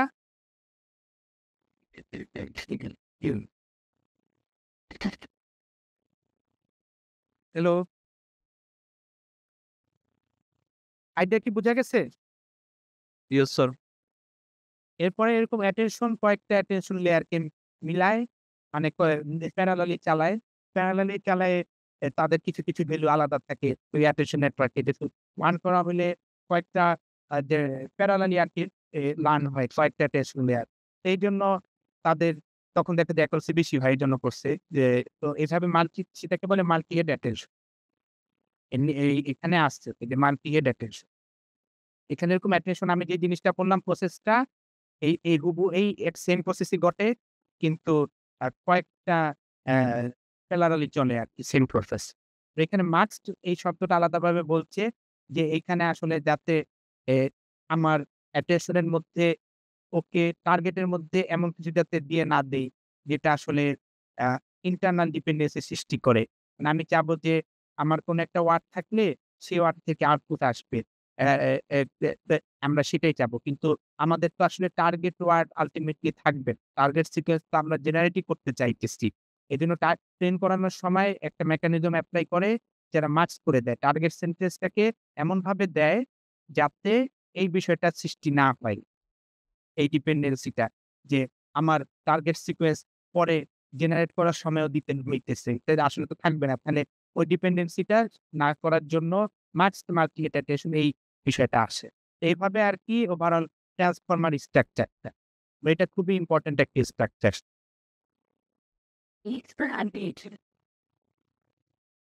ট্রান্সফরমারের পরে হলো অটোএনকোডার। অটোএনকোডার যেটা করে সেটা আমি একটু আগে আমাকে প্রশ্ন করা হলো যে এই একটা যে এমবেডিংটা আমরা কোনখানে পাই? এখানে যে এমবেডিংটা এটা আমি কোনখানে পাচ্ছি? তো এগুলো জেনারেট করার জন্য অটোএনকোডার কে অনেক সময় ইউজ করা হয় এমবেডিং জেনারেট করার জন্য। তো অটোএনকোডার যেটা করে যে এটা একটা neural network, feed forward neural network. দেখা যাচ্ছে খুব ইজি। এদের ফিড ফরওয়ার্ড মাঝখান দিয়ে এখানে যে লেয়ার গুলা এখানেও সেই লেয়ার এখানে যেভাবে আরকি সিকোয়েন্স ছিল এখানে তার ইনভার্স সিকোয়েন্স মিরর করা হইছে। আর মাঝখানে একটা ছোট্ট লেয়ার থাকে। বটলনেকের মতো। বটল ফিচার আ যেটাকে বলা হইতেছে যে লেয়ারের আর্টফিট থাকে। তো এই অটেনকোডার যেভাবে কাজ করে সেটা হলো তাদের ইনপুট হিসেবে যেই সিকোয়েন্সটা দেওয়া হবে বা যেই ছবি বা যাই দেওয়া হবে সেটাকেই আউটপুট হিসেবে দেওয়া একটু শুনতে অন্যরকম লাগতে পারে। ইনপুট থেকে আবার সেটা একই জিনিসই কি জেনারেট করা হইতেছে, এটা কেমন হইল? এ একই জিনিস ইনপুট দেওয়া হইতেছে, হুবহু একই জিনিস দিয়ে ট্রেন করানো। তাহলে আসলে কি হইতেছে? আসলে অটো এনকোডারটা শিখবে, একটা ইনপুট থেকে একটা আউটপুট জেনারেট করা তো মানে একটা ইনপুট সেটা দিলেই আউটপুট জেনারেট একই জিনিস আউটপুটে আসতেছে। এমন একটা বিষয় করতেছে। ট্রেন করানো হইতেছে একটু অন্যভাবে। একই জিনিস দিয়ে ট্রেন করবে। যেই জিনিস ইনপুট সেই জিনিসই আউটপুট। কিন্তু ঘটনাটা ঘটে হলো মাঝখানের লেয়ার। তার মানে এই অটো এনকোডার এমন একটা জিনিস যার মধ্যে দিয়ে একটা ইনপুট দিয়ে অনেক ছোট হবে, ছোট একটা রিপ্রেজেন্টেশন এ আসবে। মানে একটা ছবি থাকলো অনেক বড়। যে ছবিটা মাঝখানে অনেক ছোট একটা ছবিতে পরিণত হইল। অনেক কমপ্রেসড একটা ভার্সনে বা অনেক ফিচারের সংখ্যা অনেক কমে আসলো। এরপরে সেই ফিচার থেকে আবার হুবহু একই জিনিসই হইল। এমন একটা জিনিস মানে কি? এমন একটা জিনিস মানে মাঝখানের যে ফিচারটা আছে, সেই ফিচারটা সব তথ্য রাখতেছে। এজন্যই সে পারতেছে আউটপুট জেনারেট করতে। অর্থাৎ আমার যেই হিডেন লেয়ারের মাঝখানের লেয়ার, তার মধ্যে এমন একটা জিনিস আছে যেটা আসলে ওই ইনপুট যেটা তার অনেক কিছুই তার অনেক ইনফরমেশনই কন্টেইন করতেছে কিন্তু অনেক কম ফিচারের মাধ্যমে। এটা কি বোঝা গেছে? স্যার হ্যাঁ, এইভাবে অটো এনকোডারকে আমরা ট্রেন করি। অনেক ইনপুট দিয়ে ট্রেন করে সেম ইনপুটকে আউটপুট হিসাবে দিয়ে ট্রেন করতে, করতে আমরা এই অটো এনকোডারটাকে বানাই। কিন্তু আল্টিমেটলি যখন আমরা এটাকে ইউজ করব তখন আমরা এই জায়গাটা বাদ দিয়ে দিব। এই জায়গাটা বাদ দিয়ে শুধু এই ফিচার ভেক্টরের আউটপুটটাই হবে আমাদের সেই অটো এনকোডার ইউজ করার সময় আমরা যেই এনকোডের যে জিনিসটা নিব সেটা হবে আমাদের ফিচার ভেক্টর আউটপুট। পরের এই লেয়ার গুলোর আর প্রয়োজন হবে না। অটো এনকোডারটাকে ট্রেন করার পরে যখন ইউজ করা হবে। এই লেয়ারগুলো না দিয়ে এই লেয়ারটা ইউজ করা হয় এবং সেই আউটপুট গুলাই এখানে ইউজ করা যাইতে পারে। মানে এখানের একটা এই যে এমবেডিং বলতেছে একটা সিকোয়েন্স থেকে এগুলো আরকি এই জিনিসগুলো অটো এনকোডার করতে পারে। এমবেডিং জেনারেট করার। এইটা হলো অটো এনকোডারের মূল স্ট্রাকচারটা। তাহলে ওকে ট্রেন করানো হবে এই ২ জনের উপর দিয়ে এবং আমরা যত বেশি এরর হবে ইনপুট আর আউটপুটের অটো এনকোডারের মানে ইনপুটটাকে দেওয়ার পরে সে যদি অনেক বেশি পরিবর্তন হয়ে যায়, নিজের যা ছবি দেওয়া হইলো গরুর সেটা আউটপুটে হয়ে আসলে একটা ঘোড়ার মতো কিছু বা অনেক চেঞ্জ নয়েজ এর মতো কিছু হয়ে আসলো। তাহলে আমরা বলব সেই অটো এনকোডারটা রিকনস্ট্রাকশন এরর অনেক বেশি। ও রিকনস্ট্রাক্ট করতে পারে না। একটা ইনপুটকে নিয়ে সেটাকে ছোট বানায় আর তাকে রিকনস্ট্রাক্ট করতে পারতেছেন। এজন্য কিন্তু যে ভালো পারবে তার রিকনস্ট্রাকশন এরর কম মানে সে রিকনস্ট্রাক্ট করতে পারে অর্থাৎ সে খুব সুন্দরভাবে ফিচার কমিয়ে আনতে পারে। এবং এই কম ফিচার গুলো আসলে আ আনা মানে এই ইনপুটটাকে ডিসক্রাইব করে অনেক সুন্দরভাবে। অনেক ইনফরমেশন কম লস হচ্ছে। এভাবে আরকি বলতে পারি। তো এটা করে আনার ভালোটা হইলো যে এভাবে অটো এনকোডার ইউজ করলে তখন নেক্সট যে অ্যালগরিদম ক্লাস্টারিং অ্যালগরিদম যেগুলো আমরা ইউজ করব ক্লাস্টারিং করার জন্য। এরপরের স্টেপ গুলো অনেক ইজি হয়ে যায়। কারণ খুব সুন্দরভাবে ডাইমেনশনালিটি রিডাকশন হইতেছে। অন্য কিছুই করতে হইতেছে না। এবার খুব সিম্পল একটা আর্কিটেকচার। এটা হলো অটো এনকোডারের বিষয়। ইমেজ প্রসেসিং এর ব্যাপারে বেশ কিছু বিষয় আছে যেমন গাউসিয়ান স্মুথিং, মিডিয়ান ফিল্টার এগুলো ইমেজ প্রসেসিং এর কিছু বিষয় যেগুলো ওপেনসিপির মধ্যে পাওয়া যায়। ওপেনসিপি পাইথনে এই অনেকগুলো লাইব্রেরি আছে যেগুলো দিয়ে এই কাজগুলো করা যায়। ইমেজের উপরে বিভিন্ন ধরনের প্রসেসিং করা যায়। তো এই নিয়ে আর ডিটেইলস বললাম না। তা আমাদের যেই স্পেশাল ট্রান্সক্রিপ্টোমিক্স এর যে স্যাম্পল তার একটা ইমেজ থাকবে যেটাকে এসএনএ ইমেজ বলে এবং আমাদের সেই এসএনএ ইমেজের থেকে আ ছবির থেকেও কিছু ফিচার কালেক্ট করা যায়। বিভিন্ন এখানে আমি বললাম লোকেশন আমি বলছিলাম যে ক্লাস্টারিং করার পরে যে লোকেশন আসে বা আমাদের বিভিন্ন লোকেশনের জেনেটিক আ জিনের ইনফরমেশন বা জেনেটিক ইনফরমেশন আসে সেটা থেকে আমি গত ক্লাসে কিছু নিয়ে বললাম। তো সেই ইনফরমেশন গুলোর সাথে ছবির পিক্সেলের কিছু ইনফরমেশন অনেক সময় এড করা হয়। হ্যাঁ, তার মানে এখানে আমি যে পিসিএ করার পর আমার যে ফিচার গুলো ছিল তার সাথে আরো কিছু ফিচার এড হবে, সাইজ কিছুটা বাড়বে। ইমেজ থেকে কিছুটা ফিচার এসে। তো এই ফিচারের জন্য আবার ইমেজের উপরও কিছু এমবেডিং করা হয়। অটো এনকোডারের অ্যা অ্যা টাইপের যেমন এখানে অটো এনকোডার আছে। তারপরে আরো কিছু এমবেডিং রেস্টনেট আছে বর্তমানে। তো সেগুলো এপ্লাই করে এখানে ইমেজের সেই জায়গাগুলোর লোকেশন গুলোর পিক্সেল থেকে এমবেড করে কিছু ডাটা এড করা যেতে পারে আরকি। এভাবে কিছু রিসার্চ এ করা হয়েছে। তো আজকের অ্যা পড়া এতটুকুই। তো আপনাদের আগামী ক্লাসে যেটা থাকবে সেটা হলো যে একটা paper "Imitation is all you need" একটা পেপার আছে বিখ্যাত পেপার। এই যে এটা দিয়ে দেই। একটা পেপার আছে। তো এই পেপার থেকে আপনারা একটা ইয়ে করবেন। রিভিউ লিখবেন এই পেপারের। "Imitation is all you need" এটার রিভিউর মধ্যে কি লিখবেন? এটা হলো আপনাদের এ এ সে সেকে 3rd অ্যাসাইনমেন্ট। যেমন এখানে পাইতেছি তো এটা অনলাইনে এভেইলেবল আছে। এটা বোধহয় ফাইনাল পেপারটা না। এখানে কিছু কারেকশন দিছিল। কিন্তু মোটামুটি কনটেন্ট একই থাকবে। ছোট পেপার। এখান থেকে আপনারা এবার আমি একটু আগে যে স্ট্রাকচারটা বললাম সেটা স্ট্রাকচারটা ট্রান্সফর্মার স্ট্রাকচারটা আছে। এখানে কি বলছে? এখানে ফিট ফরওয়ার্ড বলছে। এমএলপি না বলে মাল্টি লেয়ার পারসেপশন না বলে তারপরে যে জিনিসগুলো আসছে স্কয়ার ডটস কোথায় তারপরে যে অ্যাটেনশনের অনেক কিছু আরকি আপনাদেরকে অলরেডি বলা হয়ে গেছে। তো আপনারা এখান থেকে কিছু ইয়ে লিখবেন। আ এই পেপারটার আ এটাকে কি বলে? রিভিউর মধ্যে কি থাকবে? সংক্ষেপে এই পেপারটা একদম আ সংক্ষেপে এই কি কাজ হয়? অ্যাবস্ট্রাক্ট এ যেমন অনেক বড় করে দেওয়া আছে। আপনি ৪ লাইনে ৪ বা ৫ লাইনের মধ্যে লিখবেন যে attention is all you need এ কি জিনিসটা করা হইছে? এই পেপারে কি রিসার্চটা করা হইছে? কাজটা করা হইছে। তারপরে সেইটা লেখার পরে আপনারা লিখবেন হলো এইটার নেগেটিভ রিভিউস মানে পজিটিভ গুলো লেখার দরকার নেই। Positive point.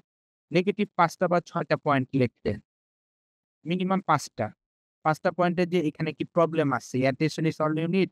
এই পেপারের মধ্যে এ এ এ ইয়ে প্রবলেম গুলো ছাড়া, যেমন বানান ভুল বা এই টাইপের যদি কিছু থাকে, কমা দেয় না, এগুলা না। এটার কিছু অ্যানালিটিক্যাল রিভিউ, যে ওরা এই কাজটা করছে, এটা ভুল হইছে বা এরকম কিছু জিনিসপত্র মিনিমাম ৫টা পয়েন্ট লিখবেন। তারপরে আপনি এটার মানে পয়েন্টই লিখবেন আরকি ৫টা। ৫টা না, ৫টা কম হয়ে যায়। ১০টা পয়েন্ট লিখবেন। ১ম এ পেপারের একটা সংক্ষেপে ৫ সেন্টেন্স, ৫ সেন্টেন্সের একটা ইন্ট্রো লিখবেন। এরপরে ১০টা ডিমেরিট লিখবেন এই পেপারটার প্রবলেম। এটা হলো 3rd অ্যাসাইনমেন্ট। এটা কি বুঝতে পারছেন? স্যার অ্যাসাইনমেন্টে বুঝতেছি না। আরেকবার বলতে পারবেন? অ্যাসাইনমেন্ট হলো attention is all you need. এটা একটা পেপার, রিসার্চ পেপার। এই পেপারটার মধ্যে এই পেপারটা পড়বেন পুরাটা। পড়ে বেশি বড় না, এই ১১ পেজের ছোট্ট। রেফারেন্স দিয়ে তো ২ টা পেজ আছে। তাতে ১১ পেজ, ৯ পেজ। ৯ পেজের এই পেপারটা পড়ে আপনি এই ৫টা সেন্টেন্সে এই পেপারটায় কি হইছে সেটা বলবেন। কি করা হইছে ৫টা সেন্টেন্সে বলবেন। তারপরে ১০টা ১, ২, ৩, ৪, ৫, ৬, ৭, ৮, ৯, ১০ এরকম ১০টা সেন্টেন্স থাকবে, ১০টা পয়েন্ট থাকবে। যে পয়েন্টের মধ্যে এই পেপারের সমস্যাগুলো থাকবে। যে এই সমস্যা, এখানে রিসার্চ গ্যাপ কি? এরকম ১০টা পয়েন্ট থাকবে। এটা বুঝতে পারছেন? Yes sir. এটা হলো 3rd অ্যাসাইনমেন্টটা। আর এরপরে তো 4th হ্যাঁ, বলেন। সাবমিশনটা কবে? অ্যান্ড এই রিসার্চ পেপারের কি লিঙ্কটা দিয়ে দিলেন? এটার লিঙ্কটা তাহলে গ্রুপে দিয়ে দিব। ওই যে যেই গ্রুপটা আছে। তবে এখানে এখনই দিয়ে দেব। এখানে ওদের হোয়াটসঅ্যাপের একটা হোয়াটসঅ্যাপের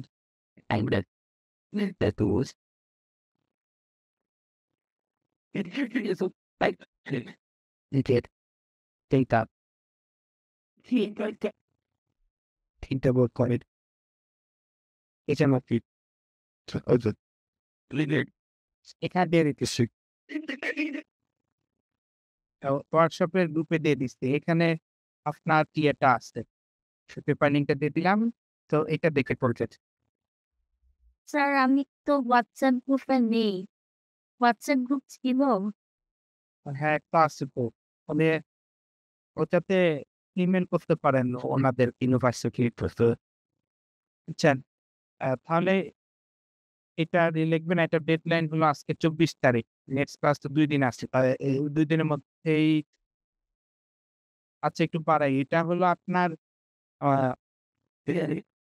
লাস্ট যে ইয়ে আসছে, একটা মানে যেই দিনে লাস্ট হবে ১০ তারিখ মনে হয়। তার আগে দিলেই হবে।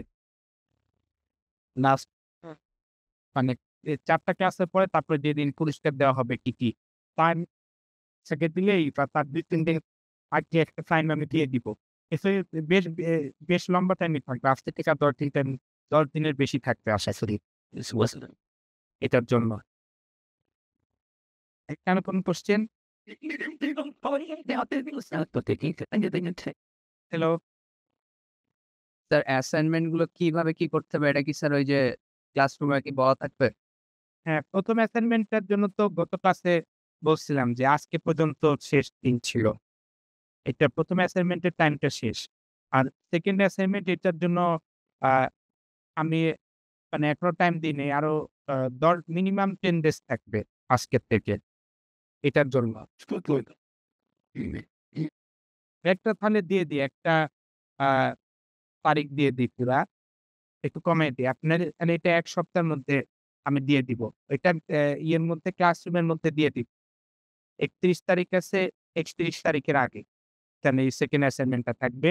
এটা যে আপনাদের Google একটা ক্লাসরুমে আছে সেটার মধ্যে দিয়ে দিব। আরেকটা কি কোয়েশ্চেন? তাহলে কোনো কোয়েশ্চেন নাই, তাহলে ঠিক আছে। আপনাদের তাহলে নেক্সট ক্লাস ২৬ তারিখে এটা ইউনিভার্সিটিতেই হবে। তাহলে ঠিক আছে, আমি তাহলে লিভ নিচ্ছি।